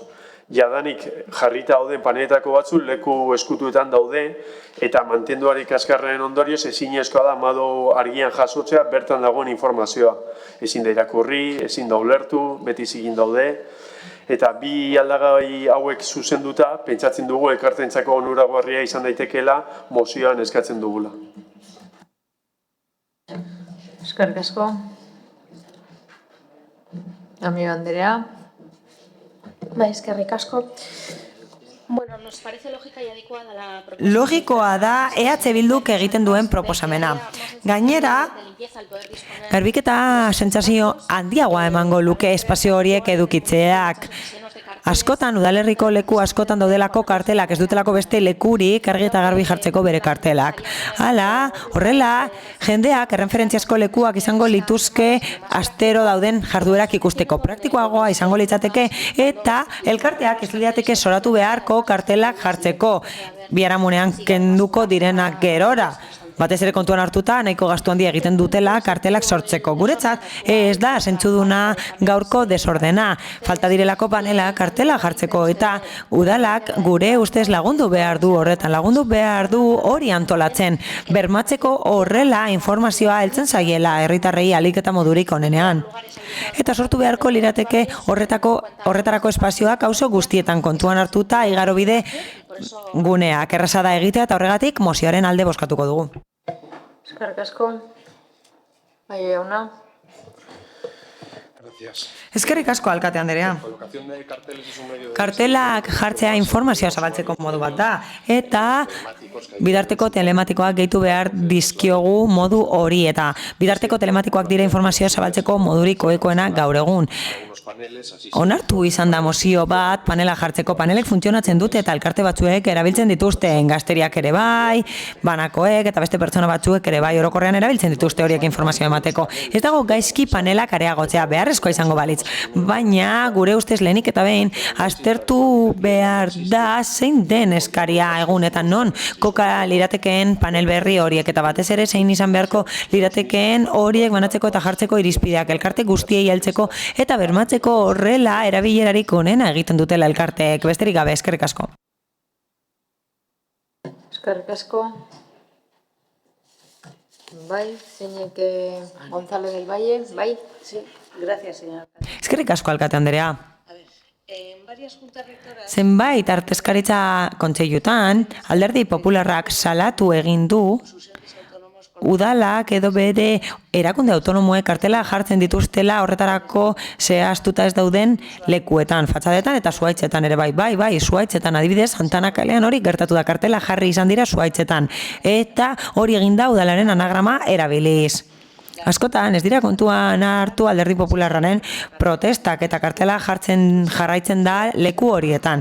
Izan ere, uda honetan itxita zeuden lokalak erabili dira Getxo Folk bezalako programak iragartzeko. Nik uste dut herritarrentzat adibide txarra dela hori. Eta honekin, udalak ez dauka eskubiderik gero azalpenak eskatzeko herritarrei eta galdetzeko zergatik jartzen dituzten kartelak leku batzuetan edo besteetan. Hala, informazio panel gehiagorekin ziurazki ez da hau egingo propagandari begira. Hala, panel kopurua eskasa da kontuan hartuta hainbeste herritar dituen udalerri bat garela eta oso sakabanatuta gaudela gure auzoak. Komeni litzateke gehiago jartzea eta igarobide guneetan jartzea horiek, hau da, oinezkoak pasatzen diren guneetan jartzea. Nabarmendu nahi dut horien mantentze lana ez dela bat ere egokia, eta ez da gaizki erabiltzen direlako panelak, ez hori ze. Hala da, udal gobernu taldeak ez dituelako behar bezala mantentzen. Horrez gain, ez ditu beste gauza asko mantentzen, naiz eta berezkumenekoak diren. Adibide bat jarriko dut. Informazio kartel bat dago, gobela, geltokian. Bere egoera kontuan hartuta ez dakigu zertarako balio duen. Ez dakigu kartela jartzeko den edo kartela mantentzen duten panela. Ez dakigu benetan erortzeko zaurian dagoelako. Mozio honetan eskatzen da panel gehiago jartzeko.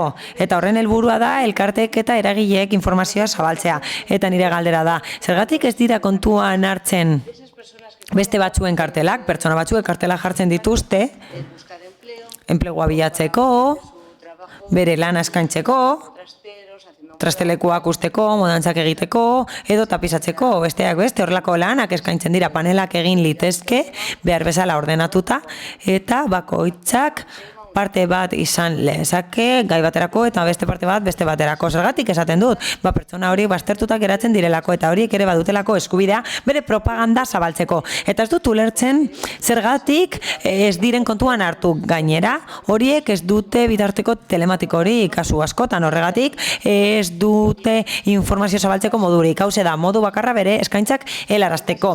Gainera, horrela, hobetuko genuke udalerriaren irudia. Hala,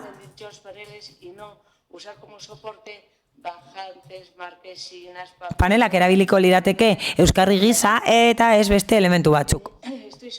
Ziur nago apurka lortuko genukeela irudi garbiagoa. Izan ere horrela, jendea kartela jarriko lituzke panel horietan. Apurka, ez da egun batetik bestera gertatuko, apurka gertatuko delako, modu progresiboan. Euskal Herria Bilduren mozioan aipatzen da, 24 ordu baino gutxiagoan kentzen direla kartela kasu batzuetan. Guk ez dugu hori uste, eta zenbait adibide emango ditut. Adibidez, Andres Kortina kalean adibide bat dago, eta beste bat Andres Larrazabal eta kale nagusiaren arteko izkinan. Hala, bi gune horiek, gehiago daude, baina bi gune horiek zehazki. Unas esquinas que parecen sucursales de funerarias o de necrológicas. Nekrologikoen gune bihurtu dira. Paperezko nekrologikoen gune bihurtu dira. Bidaia agentzien gune ere bai. Kartelak bertan egoten dira itxatzita egunetan zehar. Baita astebetez ere. Beraz, nik hori ikusten dut, kartelek denbora luze ematen dutela eta jendea joaten dela izkinera ikusteko norilden edo nora joan naitekeen oporretan horregatik guztiagatik abstenituko gara mozio honen aurrean. Eta bukatu baino lehen, baliatu nahiko nuke aukera hau gobernu taldeari eskatzeko, mantentzeko egun existitzen diren panelak. Bere egoera oso kaskarra delako lehen esan dudan bezala, mi esker. Eskerrik asko, Rei jauna. Bueno, eskerrik asko, alkate. Bueno, esta iniciativa fue fruto de un acuerdo político. Ekimen hau akordio politiko baten emaitza da. Zuek izan zineten proposatzaile bide batez, urte batzuk pasatu dira, gauzak aldatuz joan dira. Tartean komunikatzeko metodoak eta ingurumen irizpideak, garbiketa arloan batez ere. Hori dela eta kontutan izan da aldaketa horiek progresiboa direla, zera proposatzen dizugu. Guztiok bateragoera ebaluatzea. Inongo erabakizatza hartu aurretik. Zuek mozioan esan bezala, hainbat kontu baloratu behar dira. Funtzionaltasuna, kokapena, mantenimendua, garbiketa, estetika eta arauak, mantentze arauak. Horregatik uste dugu erabaki zehatz bat hartu aurretik bildu behar garela. Eta bai badakigu mantendu behar dira panel hoiek gure elkarteen lana babesten dutelako. Baina momentu honetan ezin ditugu proposamen zehatza babestu lehenik eta ben hitz egin behar delako. Eskerrik asko. Beste norbaitek? Bai, Bidezora jauna? Bai, mundu batuan esperantza neukan, aldeko botoa jasoko genuela. Guri, zintzoki harritzen gaitu zuen jarrerak izan ere, uste dugu hau, eskaera hau oso simplea dela. Eta kudeaketa ere bai, nahiko erreza, hori dirudi. Ez dugu uste munduko zera arraroki planteatu dugun, eta planteatzen genuena zen, oraingo ereduarekin jarritu eta hobetu. Argi dago, zuek herritarrekiko botere harremana mantendu nahi duzuela. Herriko komunikabideak zuek kontrolatuz eta modu honetan herritarrei zuek nahi duzuen informazioa bakarrik heltzen. Kezu zarete ere, edo kezu izan zarete ere, horrelako kartelak kaleak zikintzen dituztela, eta baina horri ez diozu inolako konponderik ematen. Esan diguzu igual bilera bat egin dezakegula, baina gaurko honetan mozioa errepikatua da eta arazo hau oraindik jarraitzen du. Gure eskaera erreala da eta ez dugu guk asmatu. Eragileen eguneroko arazoa da eta eragileek horrela eralazi digute eta gu badakigu horrela dela. Kartelak herriko zentruetan ordu eskaz batzuk irate dituzte, izan daiteke herriko leku batzutan denbora gehiago irautea, baina errealitatea hori da, herriko eragileek eta elkartek ezin dituzte beraien informazioa era egonkor batean jendeari heldu edo helarazi, beraz horreat izan proposamena. Eskerrik asko. Bozketara pasatuko gara, beraz. Mozioaren aldeko bozkak, Bildu eta Elkarrekin Podemos kontrakoak, PS Euskadiko Ezkerra eta Euskal Alderdi Jeltzalea abstentzioak, PP. Eta honekin batera 140. puntura pasatuko gineateke, Elkarrekin Podemos udal taldeak aurkeztutako mozioa, udal hortzandegi zerbitzua. Bai, amigo Andrea. Eskerrik asko, Alkal Andrea. Getxo disponemos de una Getxon kultura eskaintza zabala daukagu udalerriko ekipamenduetan. Romo kulturetxean eta musikebarrin gauzatzen da hori nagusiki. Biztanlegune nagusiei zerbitzu emate aldera, gainera zerbitzu osagarriak eskaintzeko aretoak daude ekipamenduetan. Kultura denon eskura egon behar dela diogunean kulturaren parte izan nahi duten arren, gaur egun eskaintzatik kanpo geratzen direnak aztertu behar ditugu. Hau da, alegina egin behar dugu kulturaz gozatu nahi duten guztiek eskura izan dezaten. Bakoitzaren egoera edozein izanik ere. Izan ere, hainbat oztopo daude kultura eskuratzeko. Sortu ohi den lehenengo ekonomikoa izaten da, eta hainbatetan planteatu da egokiak ote diren ikuskizun batzuen sarreren prezioak. Bai eta horiek ordaindu ezin dezaketenentzako konponbideak bilatu ere.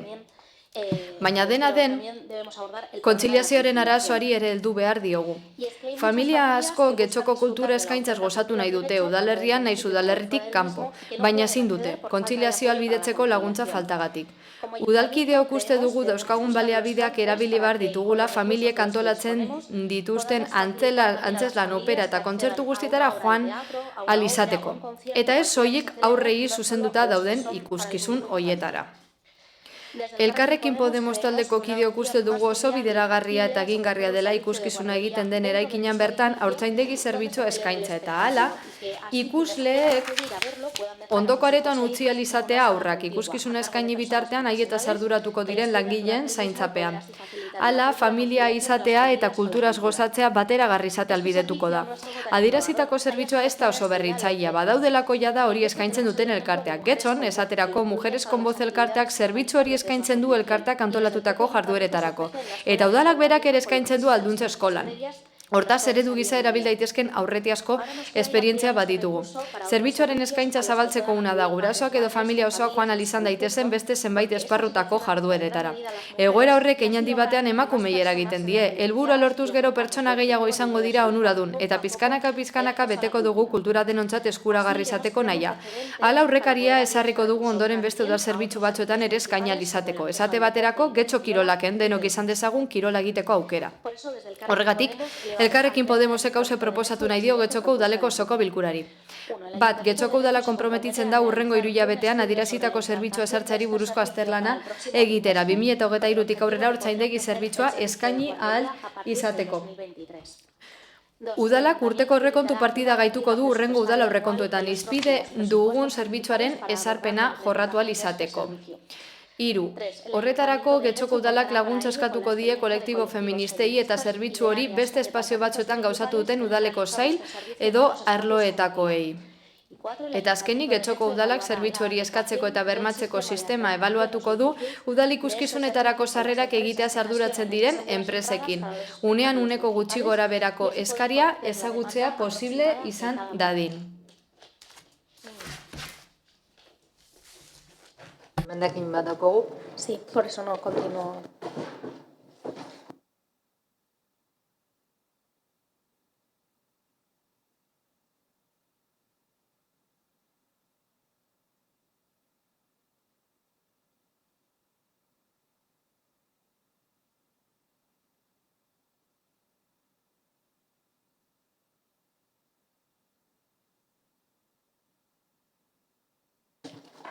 Irakurriko duzue?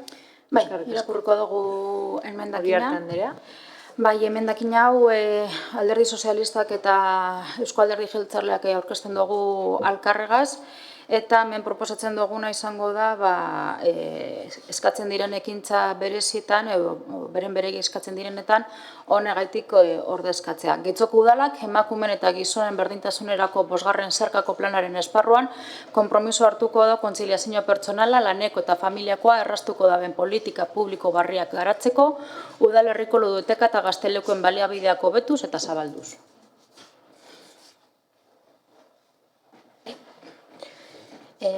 Iba a preguntar precisamente a sustituir este punto por todos los que... entonces no... Bai, ordezkatzen duenez puntu hau, baina ez duenez guk nahi dugun helburua betetzen, ez dugun hartuko, baina eskerrik asko. Continúo con la explicación. A través de esta moción queremos destacar Mozio honen bitartez ikusarazi nahi dugu ezinbestekoa dela neurriak hartzen jarraitzea, familia eta aisialdia uztartzeko. Mozio honekin pauso txiki bat emango dugu. Hau jada egiten da alduntz eskolan esate baterako guk esan dugun bezala. Udalortzaindegia jartzen badugu, kontutan izan da gaina neurri simplea dela, abantai asko ekarriko lituzke eta gainera erreferente izango ginateke uztartze politiketan, hori udaleskumenen baitan. Gainera, esan bezala, Getxon, jada hori egiten duten kolektibo batzuk ditugu adibide, Mujeres con Voz tartean, eta udaleraikin batzuetan ere neurri hau esartzen da. Horrela, badakigu egiten dela, egin daitekela, praktikoa dela eta gainera lagungarri dela familientzat eta emakumeentzat. Nahi dugun ekintza guztietara joan alizateko eta ez aldugunean bakarrik. Helburuetako bat da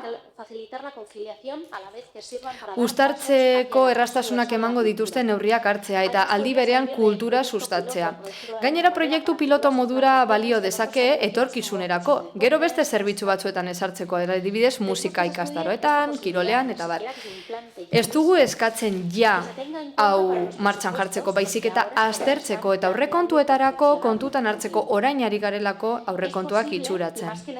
Posible da, eta oso beharrezkoa, kontutan izan da familiek zailtasuna dituztela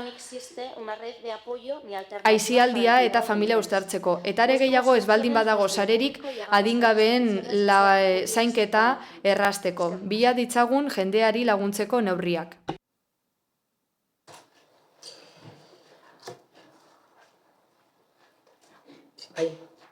Díaz Andrea. Bueno, se nos plantea una mozio bat planteatu digute udaleraikinetan eta instalazioetan RKN, musikebarrin eta abar udalortzaindegia jartzeko eta horrela kulturarako irisgarritasun unibertsala bermatzeko. Guk transakzional bat aurkeztu dugu uste dugulako, udalak berak lan egin dezakela zeharkako moduan, hori bai gure eskumenen baitan, legeria aintzat hartuta, baina ez gaude ados proposamen zehatzarekin. Zergatik, lehenik eta behin, lana, familia eta aisia uztartzeko orduan, pertsonen bizitzako ekintza guztiak hartu behar ditugu kontutan eta ez bakarrik kultura esate baterako. Bigarrenik, kultur eta gizarte ondasunak babestu behar ditugu eta ez gara transakzio ekonomikoetara mugatu behar. Bestalde, uztartzaz ari gara eta hau pertsona guztien behar izana da. Baina administrazioan modura batez ere zenide gutxiago dituzten pertsonei lagundu behar diegu. Edo baliabide gutxien dituztenei. Gizartetik baztertzeko arriskuan geratzen direlako pertsona hauek. Gainera, ezar daitezkeen zerbitzuek kalitatea eskaini behar die adingabeei. Eta ez dugu uste hau bezalako zerbitzu batean behar bezala dimentsiona dezakegunik neurria. Gutxienez monitore bat egon beharko litzateke adibidez, 10 adingabeko talde bakoitzan, eta guk ez dakigu zenbat adingabe izaten ditugun ekintza hauetan, azken finean kultur ekitaldi bat baldin badago zinema musikebarrin ez dakigu zenbat pertsona joango diren bertara, eta ez dakigu nola kalkulatu begirale kopurua. Kasu batzuetan, 700 pertsonarentzako sarrera ditugu, zenbat adingabe joango lirateken ez dakigu. Beste neurri batzuk izango balira errazago kudeatzeko, bai, altsate baterako, ludotaka zerbitzu bat, beste ordutegi batzuetan, eta gainera horrekin euskera ere sustatu halko genuke, hezkuntza arloko jarduerak sustatu aurrentzat. Kudeaketa eredu berri bat ezarriz gero, ludotekan edo gaztelekuetan, esate baterako, ordutegiak zabalduta, eta hori ere lagungarri izan daiteke familien kontziliaziorako. Algortan ere ludoteka berri bat ireki lezake eta bere momentuan ere eztabaidatu genuen. Proiektu gisa hor daukagu. Uste dugu horrek gehiago laguntzen duela uztartze horretan. Eta gainera, neurri horretan lanean ari gara, gizonen eta emakumeen arteko 5. berdintasun plana. Eta gainera, elkarrizketa bat ere mantentzen ari gara egoki diren udalarloekin. Laburbilduz, kulturarako sarbidea oroar, zentzu unibertsalean ulertuta, da landu beharrekoa, eta uste dugu pena dela gure emendakina onartu ez izana, eta beraz guk ere ezingo dugu proposamena babestu. Eskerrik asko. Bai, Jarbi Andrea. Bai, oro har ados gaude mozioarekin. Izan ere oso ondo ulertzen dugu emendakina onartu ez izana. Izan ere, azken finean, berdintasun planean, askotan esaten duzuen bezala, ildo nagusiak, orokorrak, batzen dira, biltzen dira, eta honek erantzuten dio ekintza konkretu bati. Bere garaian norabide horretan zijoan mozioa ekarri genuen, kasu horretan Getzoko kirolakeko eskaintzari begira izan zen, izan ere kirol eskaintza balio parekietan oinarrituta egon behar dela uste dugu, eta horrelako zerbitzu batek horretarako bide eman dezake. Egia da, udal zerbitzu batzuetara, begira honelako zerbitzua erabiltzen dela, eta egokiena eta zentzuzkoena litzateke gure aburuz, udalaren eskaintza orora zabaltzea. Bide horretan, herritarren parte hartze parekidea eta berdinzalea bultzatuko genuke instituziotik. Batez ere, aintzat hartuta, oraindik ere askotan emakumeen parte hartzea murriztuta geratzen dela, sarri zaintzaren zereginetan aritzeko. Jendartea ez da aldatu behar beste, ez batzuei gustatuko litzaiguken beste, horregatik ezinbestekoa da erakunde publikoetatik berdintasuna erdiesteko politikak sustatzea eremu eta atzoko guztietan. Eta mozionen bidez uste dugu horretarako bide ematen digula. Beraz, baiezkoa bozkatuko du. Eskerrik asko. Bai, Arandi Andrea. Gracias, señora alcaldesa. En el Grupo Municipal Popular vamos a votar en contra de esta moción. Gure taldean kontrako bota emango dugu. Orain azalduko du zergatik. Egungo egoera kontutan hartuta, krisi ekonomikoa kontutan hartuta, udalak ez dugu uste horrelako gastu bat izan behar duenik. Uztartze kultural modura planteatzen bada ere. Osoko bilkura honetan esan digute mozio gehienetan diru laguntzak eskatzen direla. Eskola materialerako gastuetarako esate baterako, galdara gastuetarako, erregaietarako, eta bar, zerga jaisteko aukera ere hortxe egonda, ez da, familiaren presioa arintzeko, oso gaizki pasatzen ari direlako. Gainera kontutan izan behar dugu oso garrantzitsua den zerbait. Areetan eta Algortan aurreskolak eta ludoteka publikoak daude. Algortan hain zuzen ere badago lokal bat udalonek erosi zuena, 2006an, eta horretarako erabiltzekoa zen, baina hor dago, utxik. Beraz, aurreskola bakarra egunsentia ikastolarena da, oso garestia da, eta familia askok ezin dute ordaindu. Es todo esto lo que ayudaría a la conciliación familiar y cultural. Horri guztia konpontzea horrek lagunduko luke kontziliazio familiarraren bidean. Eta egia da bai Eusko Jaurlaritzaren eskutik egon daitezkela ekimen batzuk hau konpontzeko. Baina bueno, diru laguntzak eskatu baino lehenago eta kulturre ikustaldietarako laguntza eskatu baino lehenago beste kontu asko konpondu behar dira. Eta uste dugu ez gaudela egoerarik onenean. Orain ez da momentua. Erabaki hau gora bera egia da diru laguntzak hobe daitezkela eta bueno, egoera aldatzen bada behar bada gure alderditik berriro planteatu genezake kontua. Uriarte Andrea. Eskerrik asko alkate Andrea, egun ondan hori. Lehenik eta behin, Getzoko kultura eskaintzaz disfrutatzeko gurari aukiteagaitik eskerrak emongurako neukez. Eskaintzen dan kultura gustokoa eta atsegin handiz gozatzeko grina adierazten dagoelako. Beraz, eskerrik asko eta eskerrak ere hau posible izateko alkarlanean ibilten garan kolektibo eta persona guztiei ere. Gaurkoan aurkeztutako mozioaren espiritu orokorragaz bat egiten dugu, horregaitik aurkeztutako transakzionala. Gure alderdiarentzako eta horren ondorioz udal gobernuarentzako kontziliazioa gai garrantzitsua dela uste dugu. Ume bat eukita, sarri askotan gurasoak danatara heltzea gatz izaten da, are gehiago ume bat izatetik 2, 3 edo 4 izatera pasatzen danean. Egoera zaildu egiten da familian. Asko dira kontziliazio lantzeko erabiltzen duguzan tresnak, ludoteka, gaztelekuak, udalekoak, eguneko koloniak, ume eta gaztentzako kultur, kirol eta izi eskaintza eta abar. Baina argi dagoena da gizarteak garatzen aldatzen doala eta gero eta behar izan eta egoera diferente gehiago sortzen direla eta horrekaz bat egin behar duguna. Daukagun aztertuz eta birmoldatuz, eta hori da eskaintzen duguna. Apurkan daukaguzan ereduak aztertu eta zerbitzuak hobetzeko helburu egokitu daitekena egokituz. Udaletxean lan marko ezberdinak daukaguz, legealdi planak, hauteskunde planak, edo kasu honetan beren beregi daukaguzan gizon eta emakumeen arteko bardintasun planak. Bardintasun plan honetan dira hildoak eta ekintzak jorratzen diran plangintzak, lan plangintzak. Horregatik bideratzen genduan marko horretan lan egitera.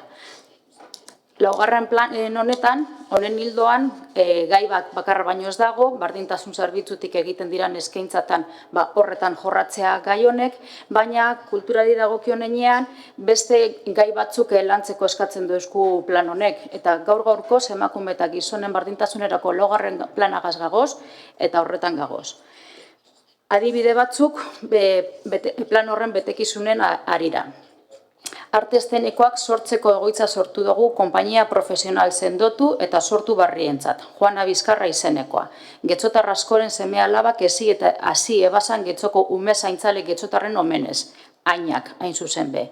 Getxoko hain ohikoa zan emakume langile kolektiboa goraipatzea dauka helburu deialdioren izenak. Bigarrenez, diru laguntza edota deialdietan puntuak eta berezia bardintasun genero ikuspegiaz bat egiten dabezan proiektuei. 3. Urteko agenda ikusteagaz nabarik geratzen da genero ikuspegia lantzen dela programazioan. Batzutan obraren gaian ikuspegia landuz, beste batzutan sortzaile edo zuzendaritza nor dagoan ikusgarri eginguran, eta beste batzutan estenan nor dagoan ikusgarri eginguran. 4. Aurtengo folk festivalean sortzaileak eta interpreteak emakumezkoak nagusi izan dira. 5. M-musika zikloa sortu dugu, somos esas gara, irabazi asmorik gabeko erakundeagaz emakume sortzaile eta artisten sarea hain zuzen be. 6. Ramiro Pinillan sarietan emakumezkoak nagusi izatea lortu dugu, eta irabazleak aurtengo edizioan emakumezko 2 izan dira, euskerako bertsinoan zein gaztelerakoan, zein txiki baskardo atalean bebai. 7. Oziobide eta kulturretzeko tailerren urtean urte, beste bulta bat guran, beste arlo batzutatik egiten diran ekimenakaz edota ahalduntze eskolagaz egon leiteke santalkak ekidituz. 7 adibide zehatz, euretariko batzuk transversalak gure arloan, baina honetaz ez asko dira lantzen diran gai eta irizpidea kulturretzeko eguneko ekimenetan. Adina, publikoa zein artistarena, gustuak, getxotartasuna, euskalduntasuna, bertokotasuna, hizkuntza zaratago, euskal sortzaile, euskal interprete, bardintasun ikuspegia, LGTB inklusioa, gaixotasunak, ingurugiroa, ekimenaren kokapena espaziala eta sasoia, eta zergaitik ez beste batzutan ondo pasatzea baino ez.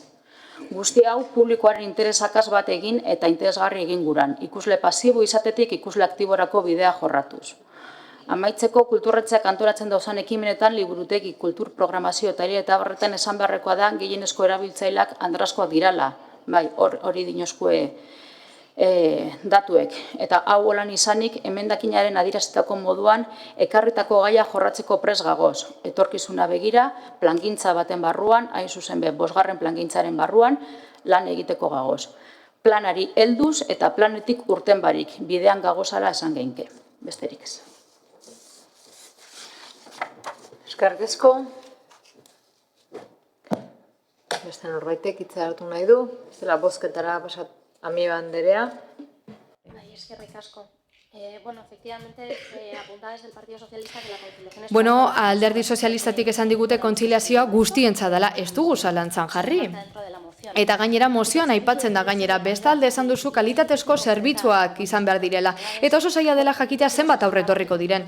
Bueno, elkarlanen ari argitu algara, sarrerak igortzen dituztenekin. Kalkuloak egin alizateko dena dela uste dugu egingarria dela eta horregatik eskatu dugu aukera hau aztertzeko, nola egin dezakegun aztertzeko, prudentziaz baina ambizioz, uste dugu posible dela eta borondate politikoa baino ez dela falta. Esan duzu baita ere ludoteka daudela, gaztelekoa daudela eta bai, ados gaude, hor daude, oso zerbitzuena dira nola ez, baina uste dugu ez daudela kontziliazioa landu beharreko tokietan, kasu honetan kultur kontziliazioaz ari gara. Pauso bat eman nahi dugu, pizkanaka aurrera egiteko, aztertzeko baino ez dugu eskatu eta alderdi popularrari esan behar diot hau ere bai. Gobernu taldetik ez dute hau aztertzerik nahi. Ez dugu esan jada esartzeko, aztertzeko mesez badakigu aurreti asko azterlana egin behar dela, ezaugarriak aztertu behar direla, eta bar. Haurtzaindegi zerbitzua guztirako izan beharko litzatekela esan digute. Bai, hori bagenekien, baina hori planteatuko izan bagenu osoko bilkuran esango ziguten proposamen generiko egia dela, ezezko emango ziguten eta esango ziguten zerbitzu bakotzaren berezitasuna ez dela kontuan hartu. Horregatik, zentratu nahi izan dugu kultura arloan. Arlo batera mugatu nahi izan nahi dugu. Baina, mozioan esan bezala helburua da gero beste zerbitzu guztietara eramatea. Zerbitzu publiko guztietara posible denean. Eskerrik asko EH Bilduri esandakoagatik, gu bat gatoz, ados gaude esandako guztiarekin. Gijarrubi Andereak esandakoagatik, beraz eskerrik asko. Eta hala da bai, guk kulturarako sarbide berdintsua nahi dugu. Alduko den, gaurrez, behintzat dirudienez.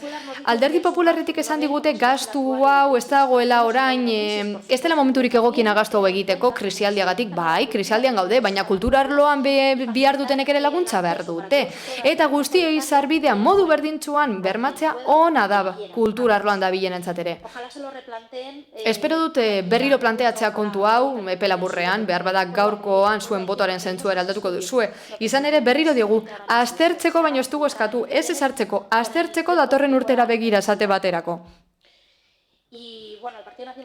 Eta EAJtik esan digute, ados daudela, mozioaren funtsarekin, baina puntu guztiak ordezkatzen ditu haien emendakinak, eta uste dugu azken finean horrek gure helburu nagusia aldatzen duela. Guzti aldatzea zue planteatuta gotik, ba hori ez. Bai, hainbat eskaintza daude, adingabentzako, ados gaude, baina, beti egin daiteke gehiago, hori da gure helburua. Berdintasun plan berria sari zara, baina bai, guzti dugu plan horretan hau kontutan hartu aldela eta neurriak hartu daitezkela kontziliaziorako bidean, guztiontza delako beharrezkoa, eta horregatik, etorkizunean ere eztabaidatzen jarraituko dugu. Díaz Anderea. Egia da, oraingo honetan ez gaudela ados proposamenarekin, guk proposatu dugu kontu zehatz bat, eta ez orokorrazuk esan bezala, jada zerbitzu batzuetan hau eskaintzen da eta ampliazio bat proposatu dugu. Zer da garrantzitsuena, gobernu taldeak bat datorrela proposatzailearekin, badakigu kontziliazioa landu behar dela, eta horretarako zaintzarako politikak ere garatu behar ditugu. Horretan lanean ari gara. Esan dugunez, 5. planean lan egiten jarraituko dugu. Horregatik egiten ditugu planak. Hausnarketa egiten da, diagnostiko egiten da, eta gero esartzen dugu planaren bitartez. Besterik gabe, bai, eskerrak eman behar ditugu, proposamenagatik, eztabaidatzen jarraituko dugulako. Proposamen zatzarekin ez gaude ados, baina zentzu horretan lan egitearekin, bai, eskerrik asko. Beste norbaitek, ez? Beraz, bozketara pasatuko gineateke. Mozioaren aldeko bozkak. Alde. EH Bildu eta Elkarrekin Podemos kontra. Partido Popularra, PS Euskadiko Ezkerra eta EAJ PNV-koak ditugu. Eta honekin, 151. puntura pasatuko gineateke. Elkarrekin Podemos udal taldeak aurkeztutako mozioa eskola materialerako laguntzak. Amiga Andrea. Bai, eskerrik asko, Andrea. Iraiaren 13an, aste artez, tokiko gobernu batzarrak onetxe egin zuen hezkuntzako gastu orokorretarako diru laguntzen deialdia 2022-2023 ikasturterako. Beste behin aurreko urteetan bezala epe jakin batean eskatu ahalko dira laguntzak. Iraiaren 23tik urriaren 24ra. Hau da, orain eskaera egiten ez duenak ezingo du aurrerago eskatu. Gaur egun familia edo bizikidetza unitate ugarik egunerokotasuneko gastuak izugarri igo egin izanari egin behar diote aurre. Eta ziurgabetasun egoera horren arira, ziurtatu dezakegu horren gaineko datuak baitaude, ikasleko batez besteko gastua 400 euro baino gehiago igo dela etxe bizitza bakoitzean. Zenbateko horrek ikastetxetako matrikula edo kuoten ordainketa ez ezik eskola materialaren kostuaren igoa ere hartzen du barne. Eta etxe bizitza ugaritan izugarrizko esfortzu egin behar izan dute. Getxon laguntza horiek izan arren uste dugu ez direla nahikoak, izan ere lanean eta diru sarreren egonkortasunan dagoen aldakortasunagatik eta beste inguruabar batzuengandik pertsona askok urtean zehar duten egoera hilabete batzuk lehenago izan zutenaren oso bestelakoa da. Hau da, baliteke gastu horietarako orain eskuragarri jarri diren laguntzak edo dire laguntzak eskatu behar ez dituen norbaitek hoien beharra izatea urtarrilean, baina ez da aukera hori eskaintzen. Arazo horri gehitu behar zaio diru laguntza horiek ez dutela batxilergoko ikasleen hezkuntza gastua estaltzen. Gastu gehien egiten den garaia bada ere. Beste laguntza batzuk eskaintzen dira hala nola, gizarte larrialdiko laguntzak, hezkuntzari eta prestakuntzari lotutako oinarrizko beharrizanak estaltzen dituztenak, baina laguntza horiek ez dira bateragarriak kontzeptu bereko gastuak estaltzen dituzten beste laguntza batzuekin. Ez da 300 euro baino gehiagoko hilego diru sarrerekin ere. Gure ustez hori ez da konponbidea kopuru hori baino pizka bat gehiago izanik gastu handiei esate baterako eskola materialari lotutakoei aurre egin behar dieten familientzat. Horrez gain aldizkakoak ez diren udal laguntzek hau sartzen dute barne. Prestakuntzatik eratorritako gastuetarako laguntzak, matrikula, garraioa, tituluak homologatzea eta bar, haurtzaindegian eskolatzeagatik sortutako gastuetarako laguntzak, haurtzaindegian edo 2 urteko gelan eskolatzeagatik sortutako gastuak, eta adingabeek jardueretan parte hartzeagatik sortutako gastuak. Zeinak gizarte langileak baloratu beharko baititu, ez baita zehaztu zeintzu diran. Gizarte larrialdiko laguntzak eta aldizkakoak ez diren udal laguntza justifikatzeko eta horien gaineko ebazpena emateko epea antzekoa da. Ondorioz, hainbat arrazoi tarteko pertsona eta bizikidetza unitate askok ezin dezakete laguntza horietako bat ere eskuratu. Gaur egungo egoeragatik krisi ekonomikoa jasaten ari badira ere. Horregatik uste dugu hause dela konponbiderik onena. 2022-2023 ikasturte osoan eskola materiala erosteko laguntza zehatzak sortzea, etorkizunean beste ikasturte batzuetan aplikatu ahalko direnak. Horrela presioen igoera orokorraren ondorioz adin guztietako ikasleek ikasturtean zehar behar duten guztia erosteko aparteko ordainketari aurre egiten lagunduko dugu. Gertuko beste udal batzuek egin izan duten bezala. Horregatik, Elkarrekin Podemosek hauze proposatu nahi dio Getxoko udaleko osoko bilkurari. Bat, Getxoko udalak laguntzen udal deialdia diseinatu eta aktibatuko dualik eta harinen laguntza horiek ikasmaila guztietan aurrezkuntzatik batxilergora, bai eta lanbide heziketan naiz hezkuntza berezian ere, eskola materiala erosi behar duten familie zuzenduta egongo dira. 2. Aldi berean, Getxoko udalak bultzatuko du tokiko saltoki txikietan kontsumitzea, bonuak, txekeak, dardelak edo beste dozen bitarteko erabiliz, eta 3 Getxoko udalak ikasturte guzti honetan zehar zabalik mantenduko du deialdia. Bizikidetza unitate bat ere ez dadin kanpoan geratu eta barne hartu daitezen sortzen diren prekaritate nahi zaurgarritasun egoera guztiak.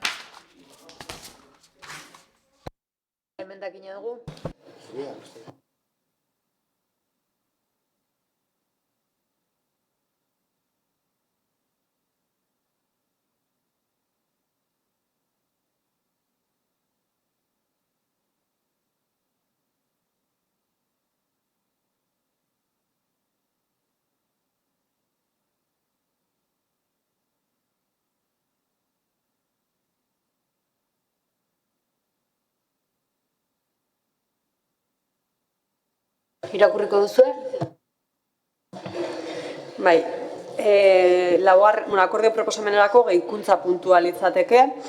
Laugarrena, diru laguntzen proposamen berria familiaren errentaren araberakoa emango da. Lehendik dagoen laguntza lerroan zehazten den bezala. Bai. Dado que es de adición y estamos de acuerdo con... Gehikuntza denez eta ados gaudenez edukiarekin onartzen dugu, mila esker.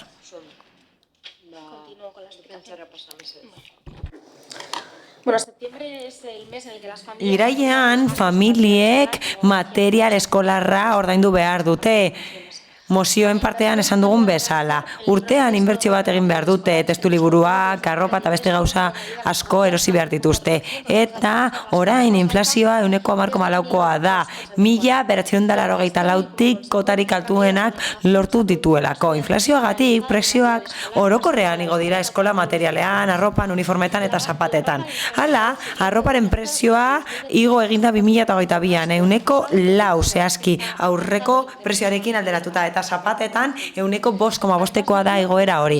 Horrez gain, paperaren krisialdia dela eta testu liburuen eta kuadernoen prezioa asko igo da. Ez da gauza bera materiala erostea hemen edo beste autonomia erkidego batzuetan. Hala, Valentziaren ostean Euskadi da garestiena eta horren ostean dago Nafarroa. Eta hori kontuan hartu behar da neurriak hartzerakoan.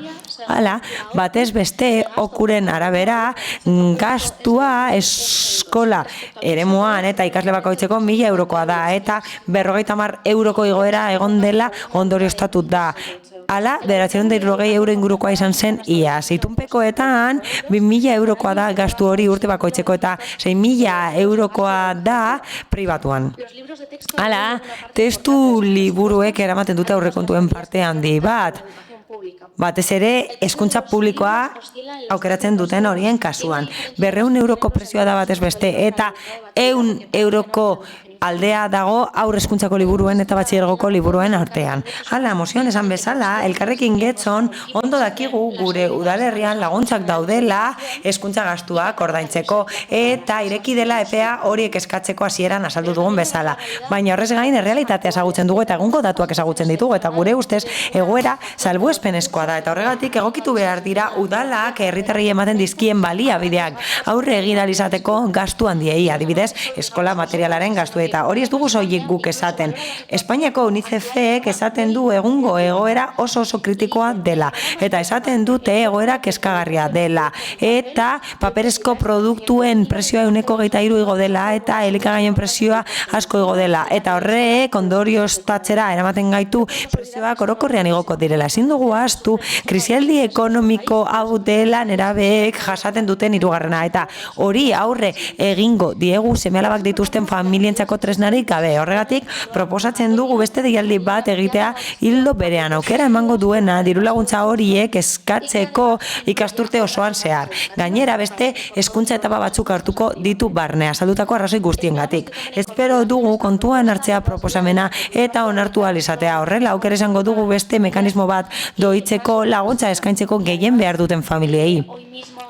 Izan ere, gaur bertan, edo egun hauetan, aurkeztu da gizarteratze plana Eusko Jaurlaritzatik. Bere helburua da dirulaguntzak eraginkorragoak izatea eta arrakalak murriztea. Idoia Mendiak esan du 2008ko eta pandemiaren ondoriak oraindik nabaritzen direla eta txirotasuna horregatik areagotu egin dela eta gizarte arrakalak asko handitu direla eta Euskadi ez da salbuespena. Horregatik hain zuzen ere, uste dugu salbuespenezko egoera honetan, salbuespenezko neurriak hartu behar ditugula. Mila esker.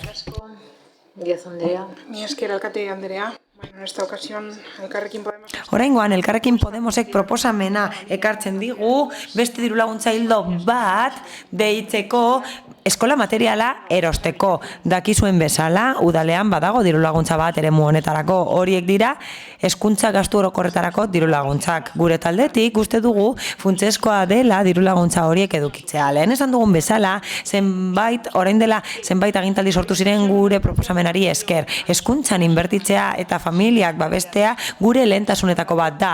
Agintaldi honetan, lehen azaldu dugun bezala, eztabaidan azaldu dugun bezala, 2019tik kudeatzen dugu hezkuntza zerbitzua. Eta hori da prestazioen titularra. Laketak egin ditugu. Eta funtzean bi gauza aldatu ditugu. Muga bat ezarri dugu diru sarrera mailetan hori lortzeko eta orain ez dira unibertsalak eta gainera kopuruak handitu dira. 30 eurotik 75 igo dira eta 125 igo dira DBH-ko ikasleen kasuan. Eta muga da 350 eurokoa familia bakoitzeko. Horrela, laguntzaren eragina handiagoa da familientzat. Hala, dirulaguntza hau lotuta dago errenta mailekin eta horrela, hel gaitezke getxostar gehienengana eta soilik geratzen dira kanpoan 63.000 euro baino gehiago kobratzen duten familiak baldin eta laukide badituzte eta 73.000 euro da muga 6 kide edo gehiagoko familien kasuan. Nik uste dut getxoko herritar gehienek eskura ditzaketela laguntza horiek eta soilik geratzen dira kanpoan oso diru sarrera altuak dituztenak. Horrela, diru laguntza hauek globalak direla uste dugu bere baldintzak, irisgarriak dira getxoko klase ertain lagilearentzat eta bateragarriak dira Eusko Jaurlaritzaren beka guztiekin. Eusko Jaurlaritzak dauka eskumena bekak emateko unibertsitatea ez den bestelako etapa batzuetan. Eta 1.600 eurora heltzen dira urtean Eusko Jaurlaritzaren eremuan eskolalizazio maila kontuan hartuta eta errenta osagaia kontuan hartuta beti. Hala, proposamenean eskatzen eskatzen da udalak sustatzea saltoki txikietan kontsumitzea, eta ados gaude, hala hurbilen gauden erakundea gara, eta animatu behar ditugu getxostarrak erostera saltoki txikietan eta gure auzoetan, hala bide hori arakatu dugu, baina ez estatu dugu oso zaila delako. Gaur egun, gurasoen elkarte asko, eskola zentro asko, kudeatzen dute liburuen erosketa, baita eskola materiala ere, horrela merketzen delako presioa. Eta gure helburua da familia horiek kanpoan ez geratzea, agian ezin dutelako justifikatu bertan erosi dutela. Gainera, kontu garrantzitsua da, ez du inolako justifikaziorik eskatzen, familiei ez dizkiegu justifikazioak eskatzen, ulertzen dugulako hori ala dela eskolarizatuta daudelako bere seme alaba. Guretzat ez da beharrezkoa fiskalizazioa egitea. Horrek egokiak ez diren kobrantzak sor ditzakelako eta absurdoak izango liratekelako horiek kasu honetan eta gainkarga sortuko luketelako. Azkenik, proposatzen da urte osoan mantentzea irekita. Eta kontuan hartuta zer nolako diru sarrerak kontuan hartzen diren eta ez dela beharrezkoa justifikatzea, guretzat ez da hobetzen deialdia irekita egoteagatik. Hala, zaurgarritasun egoerak sor daitezke eta horietarako baditugu beste laguntza batzuk AES eta MNP horiek eta pentsatu beharko genuke zein kasutan eskolatuta egoteagatik laguntza jaso dezakezun eta gero beste zaurgarritasun egoera bat etor daitekeen. Gerta daiteke batek behar ez izatea irailean eta urtarrilean behar izatea, horrek esan nahiko luke oso diru sarrera altuak dituela irailean. Gainera, ikasturte osoan zehar irekitzeak zailduko luke prestazioen kudeaketa. Beharko genituzke langile gehiago kudeatzeko, kapital gehiago beharko genuke kudeaketarako eta kapital gutxiago jarriko genuke familiei ematen zaien horretan. Osoko bilkura honetan eskatu zaizkigu energia laguntzak eta existitzen dira, eskatu zaizkigu laguntzak eskola materialerako eta existitzen dira, eta kontuan hartu behar dugu bi kontu horiek Eusko Jaurlaritzaren eskumena direla, baina hala ere, hori gora bera kontuan hartzen ari da, eta beste inguru batzuetara begiratu behar dugu, beste udal batzuk aztertu behar ditugu, beste udal batzuetan zer egiten den jakiteko besterik gabe. Bai, bildutik, Garrobi Andrea. Bueno, gure kasuan behin onartuta egin dugune zeharkako, gehikuntzarako emendakina, azaltzea, ez? Aurkeztutako zeharkakoaren zentzua guretzako garrantzitsua da, lehen ere aipatu dudan bezala, diru laguntzak zera eta funtzio soziala izan behar du, eta hori neurtzeko ezinbestekoa zaigu errentari erreparatzea. Bestalde, kasunetan ere, begionez ikusten dugu diru laguntza hori eskuratzeko epea urte osora zabaltzea, egia zen beharrak daukanak beharra izan dezakelako urte osoan, eta, edota orain beharrak ez daukanak etorkizunean izan dezake. Beraz, xehetasun hori mozioan azalduta ados gaude dakar zuen proposamenarekin. Eskerrik. Eskerrik asko. Bai. Realek Erika jauna. Sí, gracias, señora alcaldesa. Eskerrik asko alkate Andrea. Mozio honek gogorarazten digu neurri batean 2007an aurkeztutako bat. Hori lotuta zegoen testu liburuak erosteko laguntzekin. 2007an EAJak denetarik esan zuen eta gauza asko esan zizkigun 2 urte beranduago, azkenean laguntzak eman ziren hezkuntzako gastu orokorrak ordaintzeko aldaketak jasan izan dituztenak eta oraintze pleno honetan komentatu direnak. Guk ondo dakigu eta lehen esan dugu, aurkeztu dugu mozioan esan dugu, eta begibistakoa den bezala mantentzen dugu. Badakigu zailtasunak daudela eta presioak igo direla material desberdinetan, arropan, uniformeetan, irakaskuntza publikoan ez daramate uniformea, baina arropa erabiltzen dute eta presioa igo da, jantokiaren presioa igo da, eta begibistakoa den bezala, eskola materiala orokorrean igo da. Baina, ez dugu erabat ondo ikusten proposamena. Bikoiztasuna egon daiteke eta aitortu behar da ikasturtea hasita zailtasuna egon daitekeela. Azalduko dut. Gerta daiteke familia batzuek eskola materiala erosi izana, Eso es normal porque lo hacemos todos. Eta denok egiten dugu, batzuetan tiketakotako dituzte, ezta? Beraz, ez lukete aukerarik izango justifikatzeko.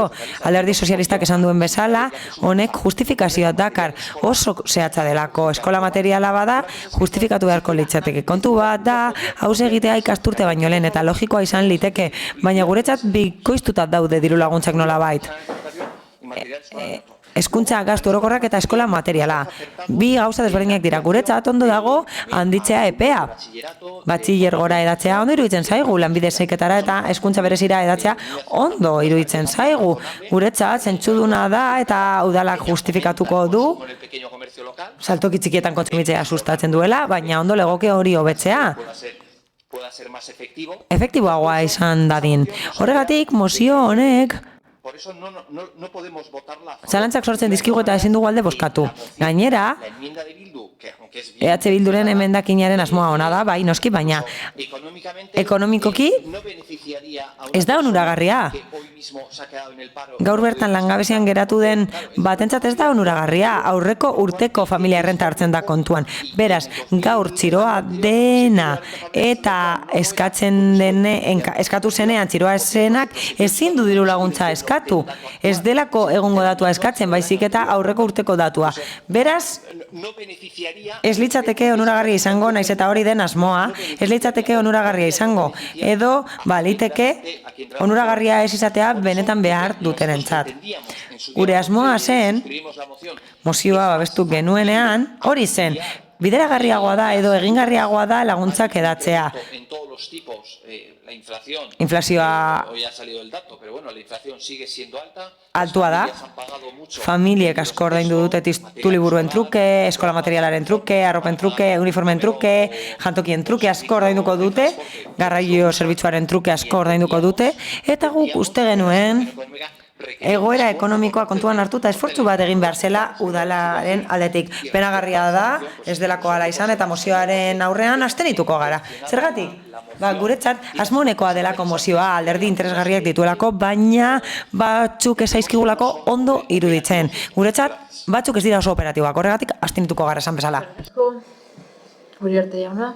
Bai, Andrea, eskerrazko. Lehen PP alderdi popularrak aurkeztutako mozioan berbain dugu luze gai honetaz, orain goreta elkarrekin Podemosek aurkeztutakoan gauza gehiago edo berezitasun batzuk botain dira. Berbain duzuen bitartean egonaz goza batzuk apuntaten, batzuk izan dira, baina guztiak non-ork edo guztien artean izan dira, beraz ez dut asko gehiago ez dute zer gehiago gehituko, ze dana izan da, hasi que bakarrik gure botoa estatuko dizuet, ez eta izango gala. Eskerrik asko. Amiga Andrea. Bai, eskerrik asko, alkate Andrea. Alderdi sozialistatik aipatu dituzte laguntzak orokorrean. Guk azterketa egin dugu eta mozioan islatu dugu egindako azterketa.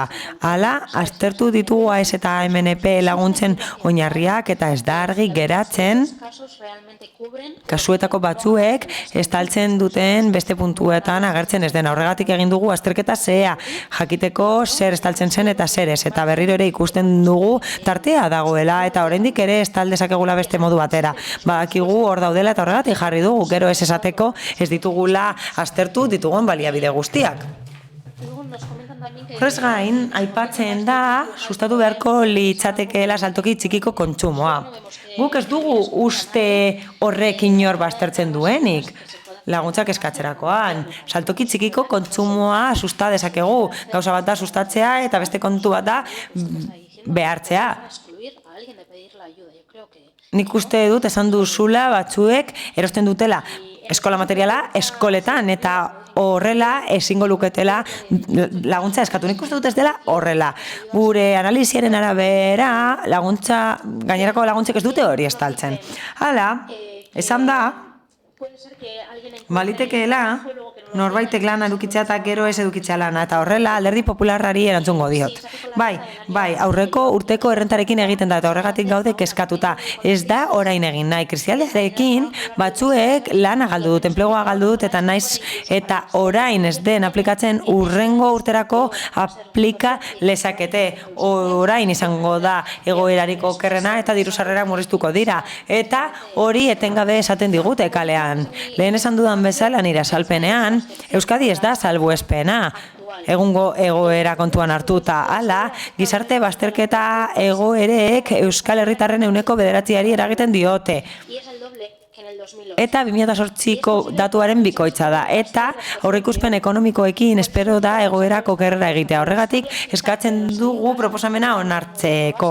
Hala, Eusko Jaurlaritzan zenbait proposamen egin dituzte, eta gure helburua da udaleko laguntzak hobeto kudeatzea eta krisialdia arintzea. Ez delako espero lastera amaitzea, gerta liteke askok bere enplegua galtzea, eta guk uste dugu tarte batean gera litezkeela diru laguntzetatik kanpo. Eta proposatzen duguna ez da batera ezina, irekita dagoen epearekin gerora egingo litzatekeelako. Ez dugu zapaltzen egiten dena baizik, eta osatzen dugu eta eskatzen dugu aplikatzeko. Izan ere zailagoa zen zuek eskatzen zenutena. Deialdia irekita dagoelako jada, eta gurea gerora egitekoa delako. Mi esker. Eskerrik asko. Díaz Andrea. Bi kontu argitzearren. Egungo hezkuntza laguntzetan ez da justifikaziorik eskatzen. Ez da eskatzen justifikatzeko. Jotzen delako adingabeak eskolatuta egoteak gastuak eragiten dizkiela familiei. Justifikazioa aipatu du Elkarrekin Podemosek mozioan. Familia batzuek ondasun material horiek erosi beharko lituzkete saltoki txikietan, udal saltokietan orokorrean. Eskatzen da, gomendatzen da edo exigitzen da. Sustatzen da, baina nola exigitzen bada oinarrietan, gero eskatu behar da betetzeko, eta horregatik fiskalizatu behar da, eta betetzen ez duenari esaio diru laguntzarik emango. Eta kontuan hartu behar dugu, esan bezala, familia batzuek erosten dituztela liburuak eta eskola materiala zentroetan. Familia batzuek birziklatzen dituzte aurreko urteko materialak, baina aurten gastatu behar dute zapatetan, arropan, liburuetan, batzuek birziklatzen dituzte liburua, baina bestelako materialak erosi behar dituzte. Horrek esan nahi du behar duguna dela laguntza orokorra, hezkuntzatik eratorritako gastuak ordaintzeko. Aipatu dira beste zailtasun batzuk. Aipatu da epea luzatu beharko den urte osora edo ez. Eta bestelako txirotasun bat aipatu dute. Ulertu behar dugu zertaz ari garen. 63.000 euro baino gutxiagoko errentak dituzten familien kasuan, laukide dituztenean edo 63.000, 6 kide daudenean, aukera daukate diru laguntza eskatzeko, betekizunak betetzen dituzte diru hori baino gutxiago kobratzekotan. Beraz, txirotasun egoera bat suertatzen bazaie, hori gertatuko zaie errenta hori baino gehiago kobratzen dutenen kasuan. Gerta liteke batek bere errentan kobratu izan horrelako errenta bat, aurrekortean eta gero diru sarrerarik ez edukitzea. Eta horretarako dago prestazioen sistema, eta gonbidatzen zaituztet berrikustera, benetan. Familia horiek oso egoera berezian egongo lirateke, txirotasunean eroriko liratekeela. Beste guztiak sartzen dira diru laguntzaren barruan. Eta berrikusia MNP eta AES laguntzak. 1.100 euro aurreskoletarako, 500 euro hezkuntza gastuetarako, aurre ikusten dira eskolaz kanpoko jarduerak, oinarrizko premia batzu kontuan hartzen dira, arropa gastuak bezalaxe, prestakuntzarako sarbidea eta beste kontu batzuk hartzen dira kontuan. Beraz, guk uste dugu beti berrikus daitezkela laguntzak eta beti hobetu daitezkela, baina badagoela irizpide tekniko bat eta sistema orokorraren barruan daudela eta kontuan hartzen direla egoera hori guztiak. Mila esker. Eskerrik asko. Norbaitek? Ez, beraz, bozketara, bai, Uriarte jauna. Bai, sí, voy a aprovechar. Aprobetxatuko du zerbait aipatzeko. Askotan esaten ari da, eta lotuta dago, erosketekin, hemen erostearekin. Getxo bono, hasiko da, bigarren parte hasiko da, urriaren 15ean, bai, sustapen ekonomikoko zinegotziak pasatu dit, eta uste dut garrantzitsua dela. liburutegiek, arropa dendek eta akademia batzuek prestakuntza gastuetan bonua erabiliko dute. Atxiki dira, zehazki liburutegiei dagokienez lehenengo tartean 30.000 euro gastatu ziren eta espero dugu bigarren tarte honetan urriaren 15ean hasiko dena, 500.000 euro inbertitu ditugu horretarako, getxo bonurako, urriaren 15ean hasiko da bigarrena eta primeran erabil daiteke hori, erosketa horiek egiteko egia da. Erosketa hauek egin behar ditugunok, ondo dakigula, gastua egin dugula irailean jada. Topera gastatu dugula jada, baina beno, baliteke zerbait gastatu behar izatea, beste gastu batzuk egoten dira ikasturtea hasten denean, urrian ere gerta daiteke, gastu egin behar izatea, edo arropa aldatu behar izatea, gure seme-alabak zorionez hasten dira, eta asko nabaritzen da, batez ere sasoi aldaketan. Beraz, aprobetxatu beharko dugu, getxo bonuaren bigarren partea baliatzeko, eta horregatik hitz egin nahi izan dut lotuta dagoelako, hitz egiten ari den horrekin, mila esker. Bozketara pasatuko gara. Mozioaren aldeko bozkak. EH Bildu eta Elkarrekin Podemos kontrakoak. PS Euskadiko Ezkerra eta Eusko Alderdi Jeltzaleak. Eta abstentzioak Partido Popularra. Beraz, honekin, amaitutzat emango genion mozioen atalari emango dugu eta ez dakite galderarik edo baduzuen, galdezkararik ez balin badago, amaitutzat ematen dugu osoko Quería trasladar una cuestión. Kontu bat azaldu nahiko nuke. Bueno, habíamos metido por registro una... Erregistro bidez interpelazio bat erregistratu genuen eta esan ziguten epetik kanpo geundela naiz eta Romak esaten duen gai zerrenda argitaratu baino lehen egin behar zela. Ematen du sinatu aurretik egin behar dela. Alkate andereari esan behar diot gauza bat. Bizkaiko UNED jarri da gurekin harremanetan. Komentatzeko, zurekin jarri direla harremanetan abuztuan eta ez dutela erantzunik jaso. Eta ez dituzula dei telefonikoak erantzun. Nahiko lukete bilera bat antolatu. Hala, erregistratu dugu, e-mail bidez, zuek gaia ezagutzeko, eta erregua da, edo galdera da, ea zuk dakizun zurekin harremanetan jarri diren, eta erregua da alik eta lasterren erantzutea, eta bilera bat antolatu alizatea unedekin.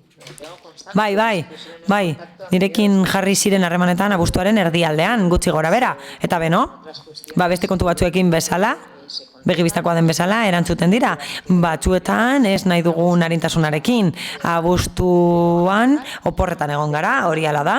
Baina beno, dagokion arloak erantzungo du dagokionean. Eskariari erantzungo dio arloak eta bilera eskatu nahi badute, noski. Beste gainerako herritarrek bezalaxe, harremanetan jartzen direnean aukera izango dute bilera antolatzeko. Bale, eskerrik asko.